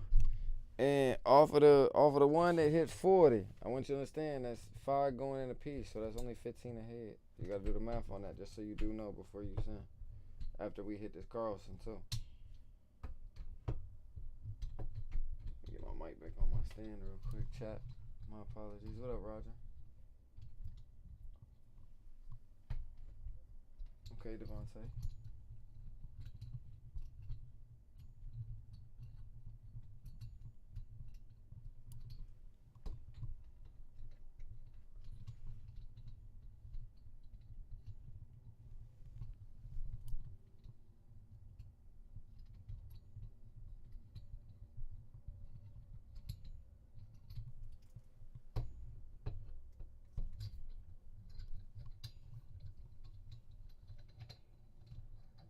Hey, Will, you hear me? If you ain't hear me, I'm gonna text you just so you know.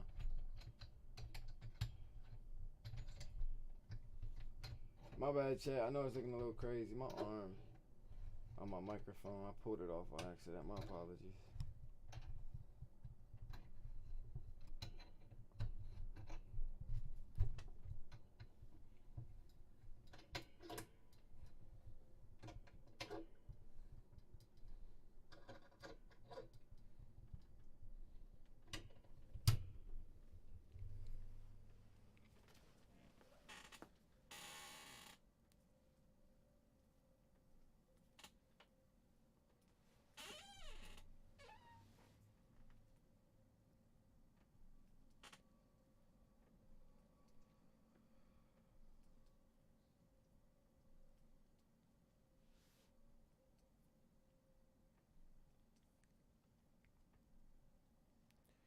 I'm still confused on why Teddy Bridgewater and Rashard Penny wasn't taken out of the parlays.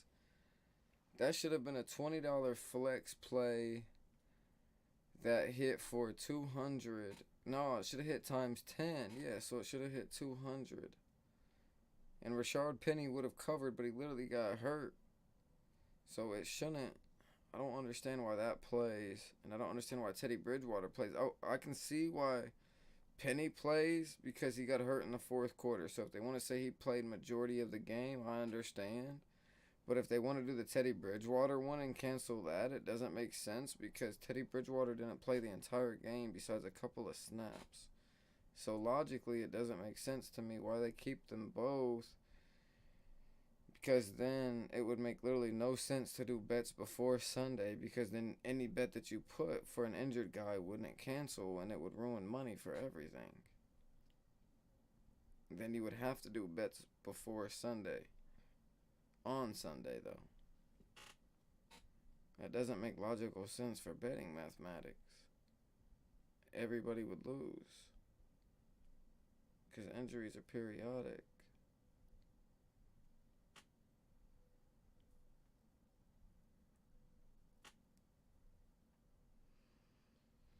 I wish I'd have told you anybody else but Rashard Penny, because anyone else would have covered. Everyone covered. Besides him and one other person I put on my shit because they got injured.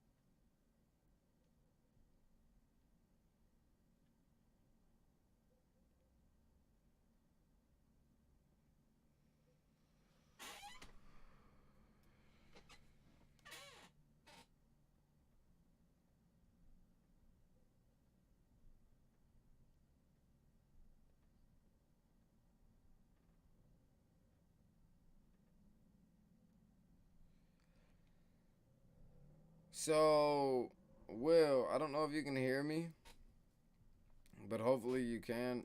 Based off of Prize Picks, if we have a 5 parlay that hits and one of the players gets injured and the 4 other people on that parlay have already covered, then what happens is they keep that player on the parlay, from what I am reading. I don't know how that is. That's stupid to me. It doesn't make sense. Oh, Chris Jones, Dan's guy.